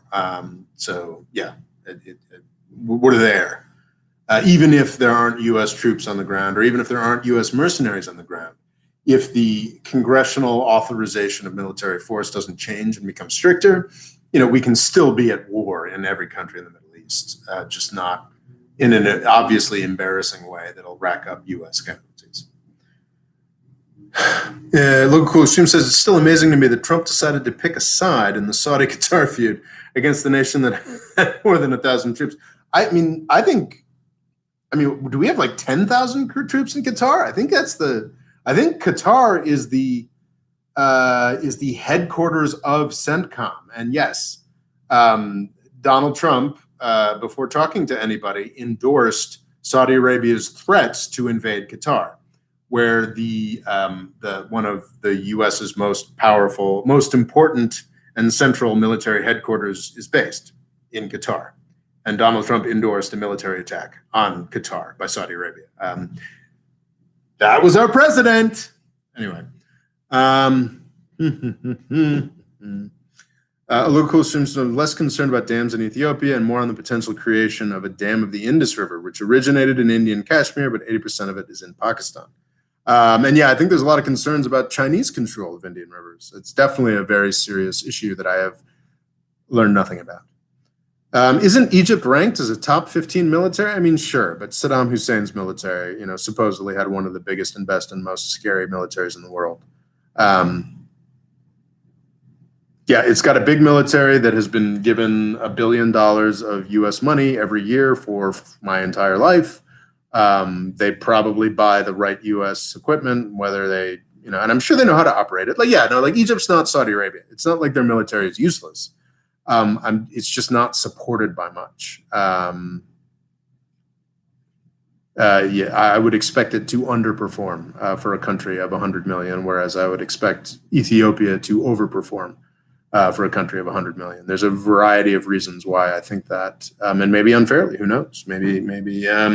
But I think there might actually be a somewhat, especially because the U.S. military has been working so closely with the Egyptian military for so long, there may be some somewhat racist assumptions about what the Egyptians are capable of versus what the Ethiopians are capable of. Disparaging the Ethiopian capability. There's a fantastic. I like Radio War Nerd a lot. I think it's the only thing I subscribe to on podcasts. They are rampaging leftists and very anti-Turkey, but they do really bring a impressive range of detail talking about military conflicts. And I think they were talking about the Ogaden War between Somalia and Ethiopia in the 70s. And just like, we have this image in our heads that, African war, that's folks running around, that's children running around with machetes hacking people's limbs off. And it's like, no, Ethiopia has fought like very serious, like World War I and II style conventional military conflicts with its neighbors. It is not, there are militias are a factor in Ethiopia as elsewhere, but it also has a very serious military. And Radio Warner did a great job of pointing that out. So there. Okay, so that's all right. Limping towards the JCPOA. This week, hopefully, I'm going to be doing some videos on the Iran nuclear deal next week, though. Now it's already Saturday. I did 3 videos this week, guys. Yay! I'm feeling a little drained. And I'm finally going to be hopefully finally talking about the JCPOA on Tuesday, or maybe I won't, because I will have been defeated by the scripts, but we'll see. So apparently this past week, the US and Iran finally sat down in Vienna to start talking about the JCPOA, which they really shouldn't have to do anyway, because all the US has to do is get back into the JCPOA. But Iran has once again conceded negotiations. So I don't know. It's good that they're finally sitting down, but this took way too fucking long. And to celebrate Iran and the US finally sitting down, Israel bombed another Iranian ship. It's really, so I've been reading right now Trita Parsi's book, I think Losing an Enemy, which is kind of sad to read because it's published in 2017, where it's like, oh my God, there's this brand new amazing era that the Joint Comprehensive Plan of Action, the Iran nuclear deal, has given us, yay! And then of course Trump took a big steaming dump on it, and the Biden administration is not seeming to be as quick to jump into it as they promised they would be. But it's fascinating just reading this, and I think I'll get into it on my next video. We'll see. Just the extent to which the Israeli obsession with Iran was, like, I always knew that, like, yeah, of course Israel is super obsessed with Iran because they don't have any credible enemies left. Like, there just aren't. There is no threat to Israel anymore, and Iran is not a real threat to Israel. But they are so invested in trumping it up as a big threat because they've got a military-industrial complex too. But reading this book, and Trita Parsi of the Quincy Institute, sure, he's biased. He's has connections to Iran and the Quincy Institute, which is the anti-intervention think tank. But yeah, I mean, like, I'm finding his work pretty well supported, and it's just like, wow, like it was so transparent after the end of the Soviet opposition to Israel and the crushing of Saddam Hussein in the first Gulf War. They like very consciously, initially for positive reasons, because the Labor government with Yitzhak Rabin, I think, wanted to convince the Israeli public to make peace with the Palestinians, which the Israeli public did not want to do. They used the threat of Iran, like, oh, we have to do it, or it's the only way we're going to survive this terrible Iranian threat, which has never been a real threat to Israel. But so that was, but it was just fascinating the way that Netanyahu's just worked at every turn to just make the world safer for Raytheon. He just desperately wants to the point where the Mossad and the Israeli security infrastructure is like, Netanyahu's full of shit. Like, Iran is not a threat to Israel. And it really is fascinating just how this has worked in U.S. politics, and the way it has always worked for the benefit of defense contractors. I did not expect it to be quite this transparent and ridiculous, that every single Iranian president, with the exception of Ahmadinejad, because, we declared war on them and invaded the countries on either side leading up to his election. But every president, well, I guess not Ali Khamenei in the 80s, when Iraq was trying to destroy them with tons of money from all of our allies. But yeah, Rafsanjani in the 90s, Khatami in the 90s, and Rouhani today all tried desperately to make a deal with the United States. And, Israel and its dumbest supporters got in the way every single time. And it's really quite striking, having it laid out in front of you. And yeah, Israel's doing that exactly right now. Like, oh, Biden's finally sitting down with the Iranians. Let's bomb an Iranian ship in the Red Sea. And that's what they did. And damn, that sucks. Anyway, that's what I have to say about that at this point. So that's one. Oh yeah, Mike Pompeo is working for freaking Fox News, which is pretty goddamn funny, frankly. So I think there was a news article talking about how difficult it was for a lot of Trump folks to find jobs. because being in that administration was toxic, and it should be. There's some people who are just going to go back to doing what they're already doing, being absurdly wealthy, like Steve Mnuchin, who is weirdly, Steve Mnuchin, the Treasury Secretary, is like, it's weird because, I mean, he's obviously gloriously decadent in a lot of ways with his insane British actress wife, but he also is sort of seen like there are some interpretations that sort of he and Nancy Pelosi just sort of got together and saved the country in March. That he's actually been kind of a decent guy, and he's just going to go back to being a billionaire and doing investments and making movies and having fun.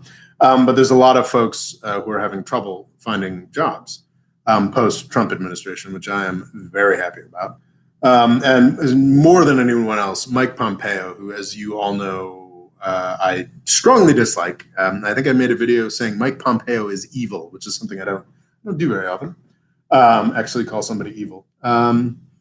He's just a phenomenal piece of shit. And what's great, especially considering the amount of work he did for the military-industrial complex, he was just so the defense industry's guy throughout the Trump administration and made the Trump administration's policies significantly worse in a lot of ways. Trump hired John Bolton, I think, for a period of somewhere between 6 to 18 months, something like that. John Bolton is, of course, a nightmare guy who's, all about bombing and destroying everything, probably more responsible for North Korea's nuclear program than anybody else, because, we had a nuclear deal with them that he destroyed. And then, of course, they got nukes. Basic history you won't get from, any U.S. media. So John Bolton, nightmare guy, but also nightmare who legitimately has some self-respect and belief in himself. So he had a falling out with Trump. So Pompeo was very useful to the military-industrial complex because he has no self-respect and was willing to just live up inside Donald Trump's asshole while also at the same time working in service to the military-industrial complex. And it's very easy to do both of those things if you have no self-respect. So he could just constantly flatter Trump and talk about his genius while doing sort of more violent than standard Republican foreign policy, ripping up arms deals. So Mike Pompeo was an incredibly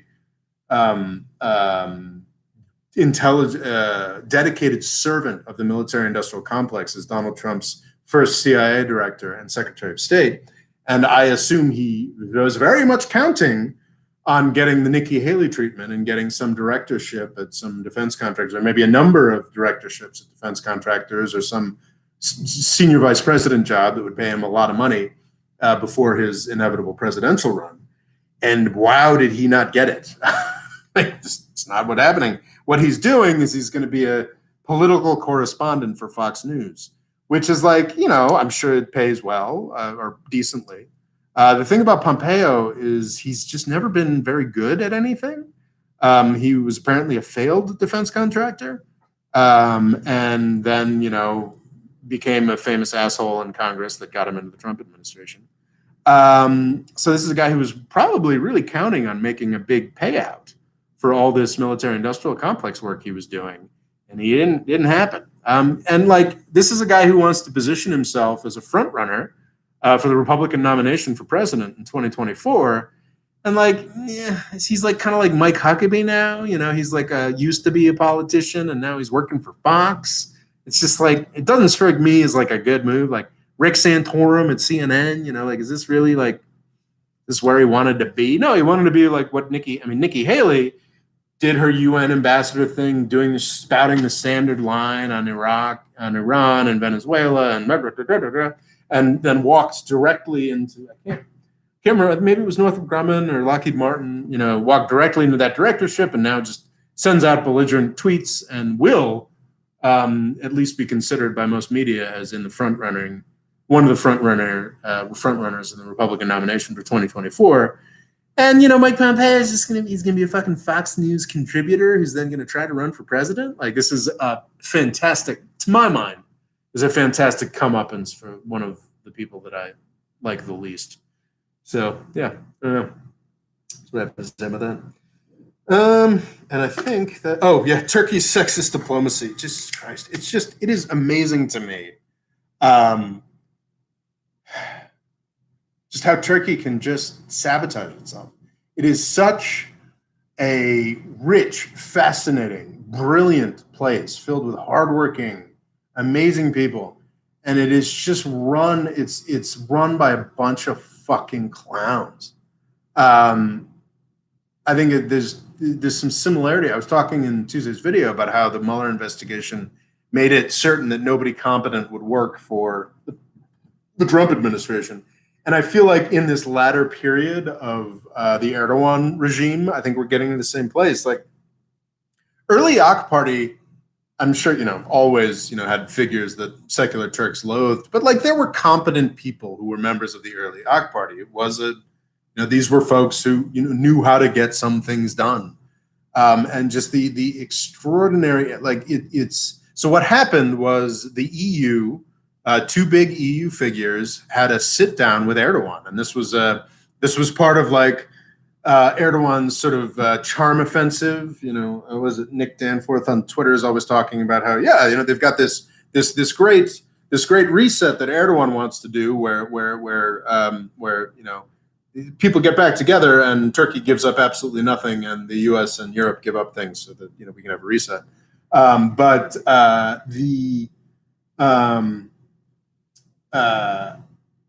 what happened with this sit down is that they only provided the Turkish diplomatic protocol people only provided one chair. So I can't recall exactly what it's the EU who can bother to learn all the, I should learn the minutiae. I should care more. But there were two, I believe, top-ranked EU officials, a man and a woman. One of them was Ursula von der Leyen, or whatever. Can't remember who the dude was. I think the Ursula person is more widely known. Supposedly they're on the same level anyway. So they should have, by diplomatic protocol, had two chairs there to sit with Erdogan for the news conference or whatever. And the fucking Turkish protocol people only provided one chair, and the man sat down in it, and which is also like a fuck up on his part. And poor Ursula de Leyen, the EU Commission president. I can never get all these straight. Very important, world famous, not just powerful European politician, but a minor league feminist icon still at this point, and is expected to stand there while the men sat down. And it's just such a I mean, it's easy to have this interpretation like, oh, Turkey's sexist. No, it's an extraordinary fuck up. The idea that Turkey would do this consciously in the middle of a thing that's meant to be about how, probably still the fiction that Turkey is going to be a EU member sometime soon. This was supposed to be part of the Turkish charm offensive and cost them nothing. And the idea that you're just going to make the woman stand there, this isn't. I can't imagine that this was intentional by Turkey. This was just an incredible fuck up. And it's just like, yeah, man, they are really running along on fumes. I mean, Erdogan's still a talented guy, but Jesus, and just how humiliating. Anyway. Okay, I think I've run through my list. It has been 2 hours and 10 minutes. Do we have any more questions? I am here for you. We have 8 people here. Back's feeling fine. Let's ready to keep going. Mo Freedom said, you didn't just declare war on them. You did it after the Iranians who gathered for a soccer match in Tehran 2 days after 9/11 had a moment of silence. Oh, man, it's so much fucking worse than that, Loga, which I hope to get into. 9/11, after 9/11, the Iranians helped us conquer Afghanistan, helped us set up the initial government after we helped us conquer the Taliban, and then helped us set up the government after the Taliban. The Iranians were like, oh shit, this 9/11 thing's a big deal, and it's an opportunity for us to finally get in with the US again. And they actively helped us conquer the Taliban and establish the new government. And then Bush did the fucking Axis of Evil speech saying that they're evil and they have to be destroyed. It is mind-blowing to me. And then a year later, after we had destroyed Saddam Hussein in Iraq, they legitimately got kind of scared and made an incredible offer to us that said, oh, and we'll stop funding Hezbollah, we'll stop funding Hamas. All you have to do is just start treating us like a normal country with some basic respect, and we will bring the IAEA in here, and we're going to do all of this and, open up our oil industry, everything for you, Bush administration, and handed it to them. And the Bush administration was like, fuck you. Like, it is just mind-blowing how much the U.S. and Israel are the aggressors here. Like, I always knew that to be the case, but reading this book, it's just like, are you fucking kidding me? Like, it is. So just sort of look at it, like the whole. It's quite eye-opening. I think the book is "Losing an Enemy" by Trita Parsi. Kind of blew my mind. I feel like I need to go find some nice right-wing militarists corrective to see if there's any way that they can correct this to make it seem at all plausible, like Iran is any kind of threat. And like we said, there was also a candlelight vigil. Huge crowds attended candlelight vigils in Iran, and 60,000 spectators observed a minute sounds at Tehran Soccer Stadium. Local in Beijing, tens of thousands of people visited U.S. Embassy, leaving flowers, cards, funeral wreaths, and handwritten notes of condolence on the sidewalk out front. Yeah, no question that 9/11 was an extraordinary opportunity for the United States to sort of establish utopia, and instead we just took a big flaming dump all over the world. Extraordinary waste. Rami Ilkilic says, you have a very optimistic view on Turkey. Erdogan is the most representative leader the Turks have ever had. Sorry to say this as a Turk. There may be some truth to that. Yeah, I don't know. I don't think he has to be quite this incompetent. Fado says, with Libya looking optimistic at the moment, how will it have, oh man, it'd be awesome. Like, it'd be so cool. I've talked about this, done videos about this. If Libya got to actually had a functioning election at the end of the year, and then Tunisia and Libya were two democratic Arab countries next to each other, reinforcing each other, that'd be so fucking cool. But I don't want to get my hopes up.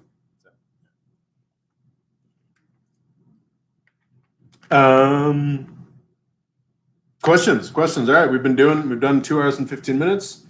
I need to finish this book and then write some scripts and also be social this evening. But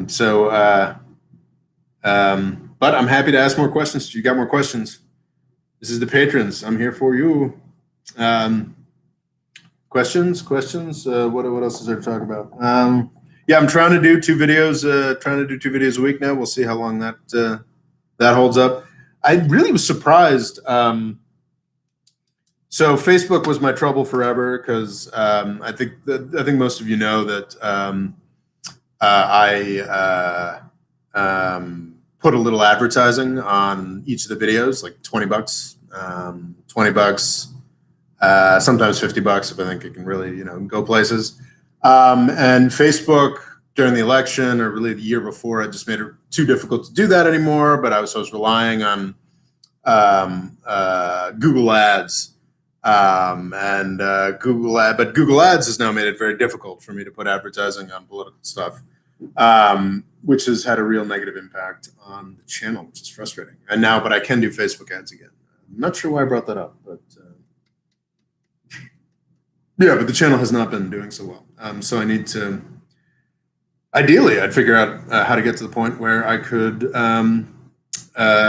put ads on both Google and Facebook, and had these longer videos that the algorithm liked better, and was putting out 2 videos a week with dramatically better, and things would just improve and get better. I am seeing a slight, uptick in viewership, doing 2 videos a week, which, stands to reason. It'd be nice if it was bigger. And hopefully things will continue to get better. Have you watched the Snyder Cut? I have watched the Snyder Cut. It's funny. So I'm in a new apartment, and I was watching the Snyder Cut on my laptop, and was like, well, it was cool, I guess. But then I bought a projector. It was a big deal on Amazon. So I got a pretty nice projector for $100, $150. And wow, man, like watching the Snyder Cut in like a big screen was pretty fucking awesome.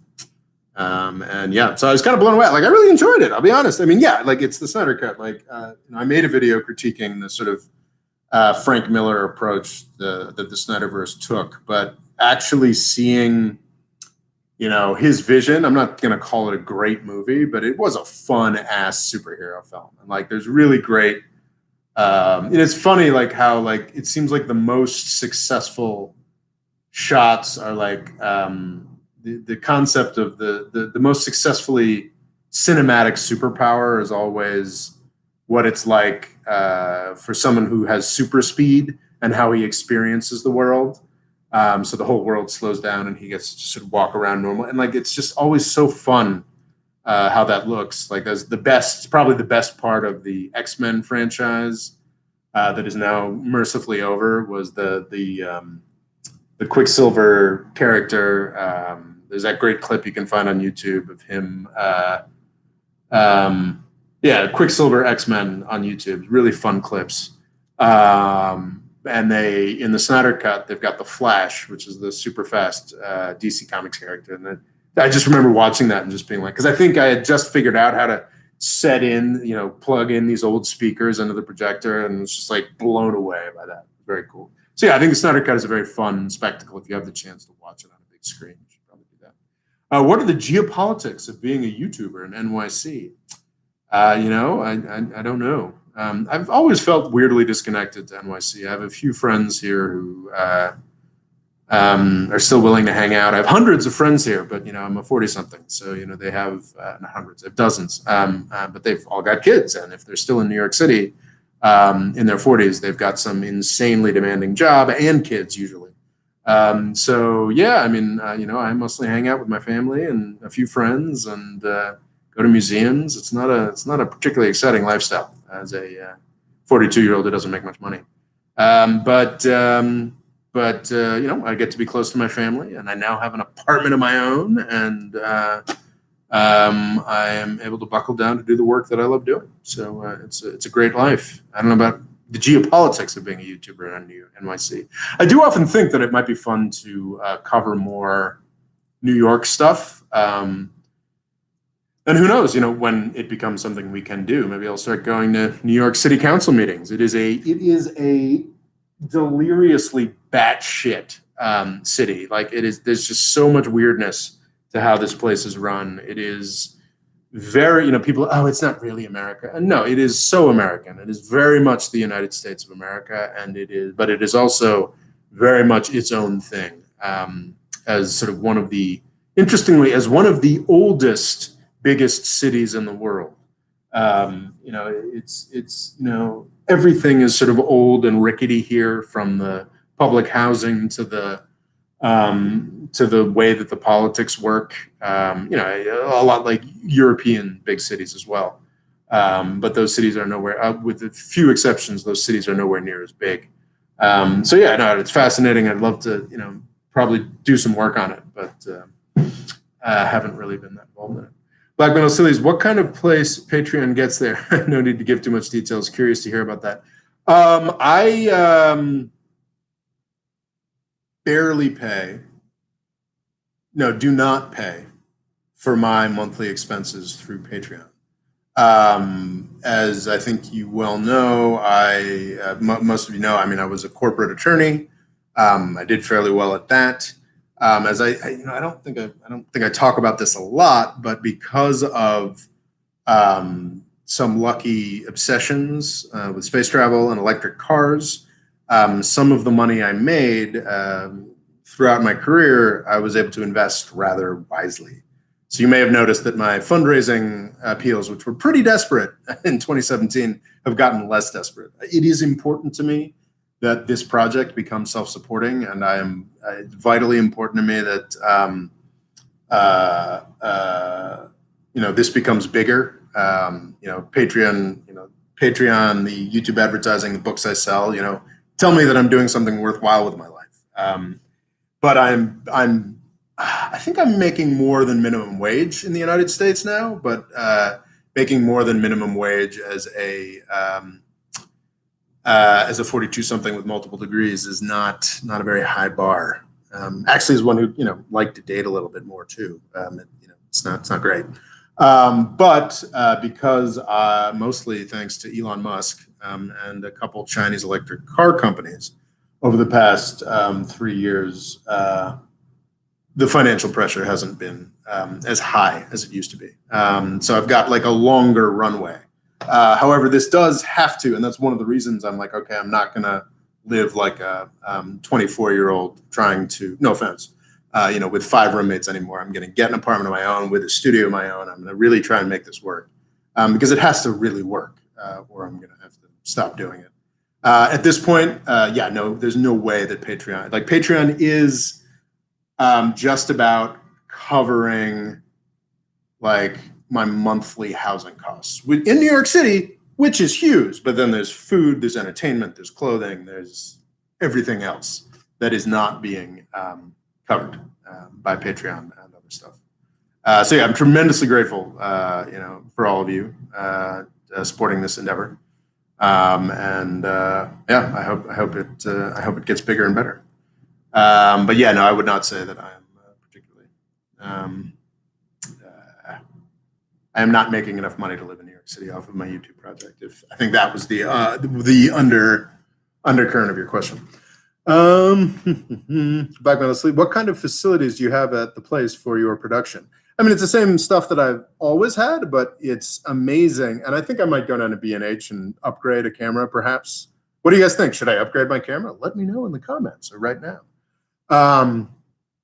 But the really vital thing is that I don't need to take down my lights and my tripod and my camera and and take apart my microphones and everything. Like, I don't need to do that anymore. Like, I can actually, I can write something and then I can film it and then I can produce it. And then if I fuck something up, I can go back into my studio, which is all set up, and I can reshoot it and then put it in. It's already amazing. And I think it's helped. I think as you've seen the longer videos that I have to do for the algorithm recently, I think at least in the past, you can tell when I moved in here because the background goes from the old gray background that you guys know and may hate to the sort of more teal white background thing. Already, I think it's helping me make better, longer form videos. Like, I'm pretty pleased with the FBI's 2 coups video. Let me know if you weren't. I think it's not that my equipment has dramatically improved yet. It's just that I can keep my equipment up all the time and don't have to go through like a half-hour, 45-minute process to begin the process of filming.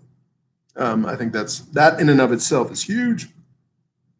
And, I'm not living with mom and dad and, or living with 3 20-something roommates. Actually, I was living before COVID sent me out to the suburbs with mom and dad. I was living with 4 20-something roommates, which in a room, which was not. And now I have multiple rooms, which is freaking fantastic. Anyway.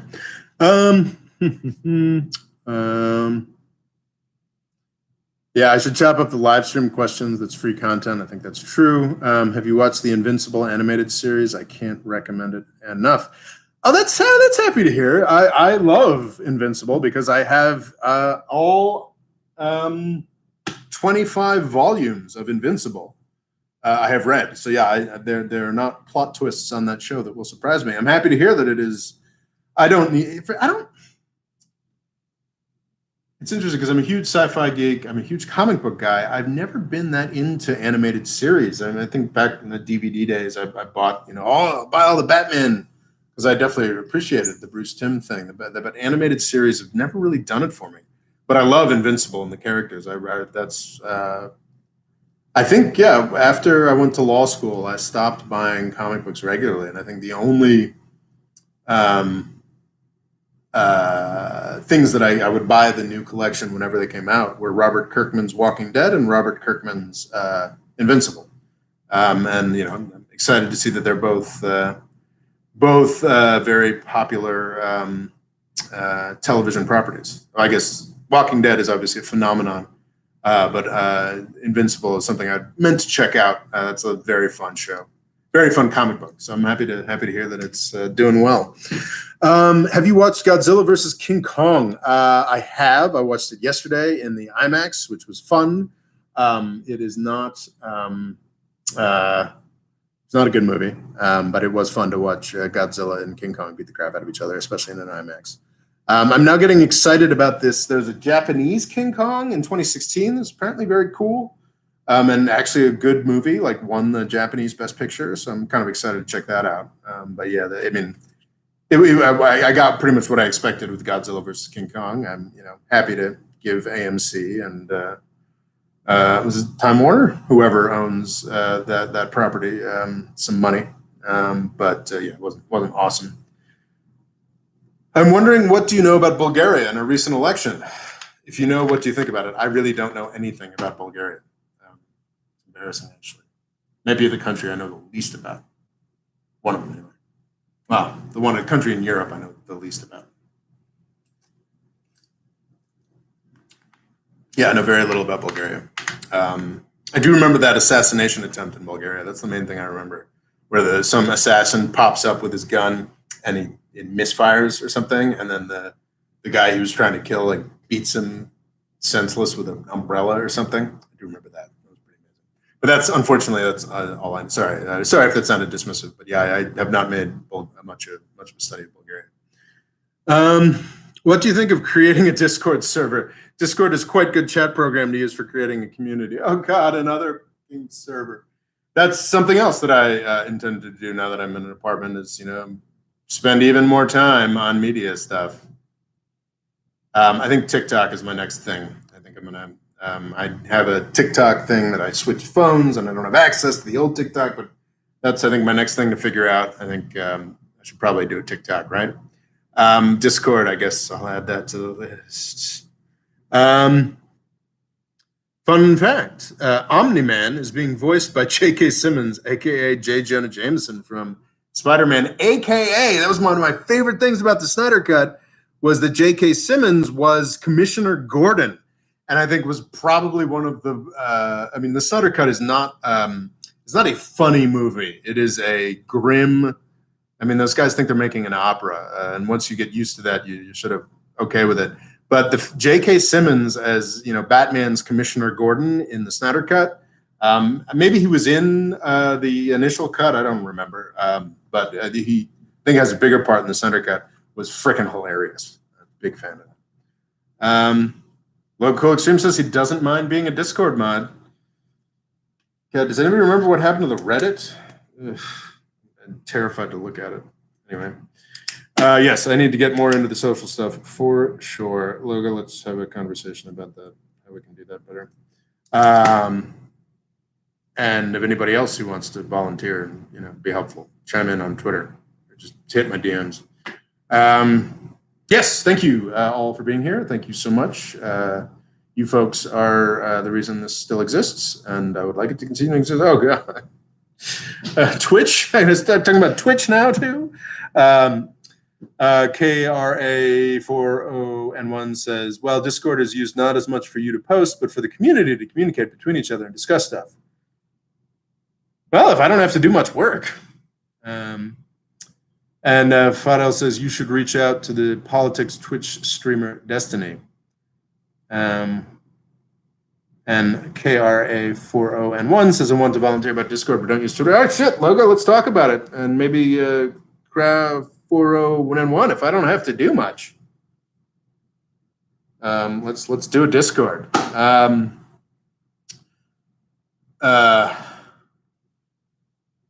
Well, you can KRA40N1 send me an email. You can just go to the YouTube thing, and for business purposes, just send me an email, and it'll give you my email. And what's your name? KRA40N1. So I don't disregard the email. You, me, and Logan are gonna have to talk about it. All right. And I see people are quite rightly dropping off as we filter off into talking about business. Anyway, thank you all so much for being here. I'm amazed that we had 5 to 10 folks watching this whole time. That's fantastic.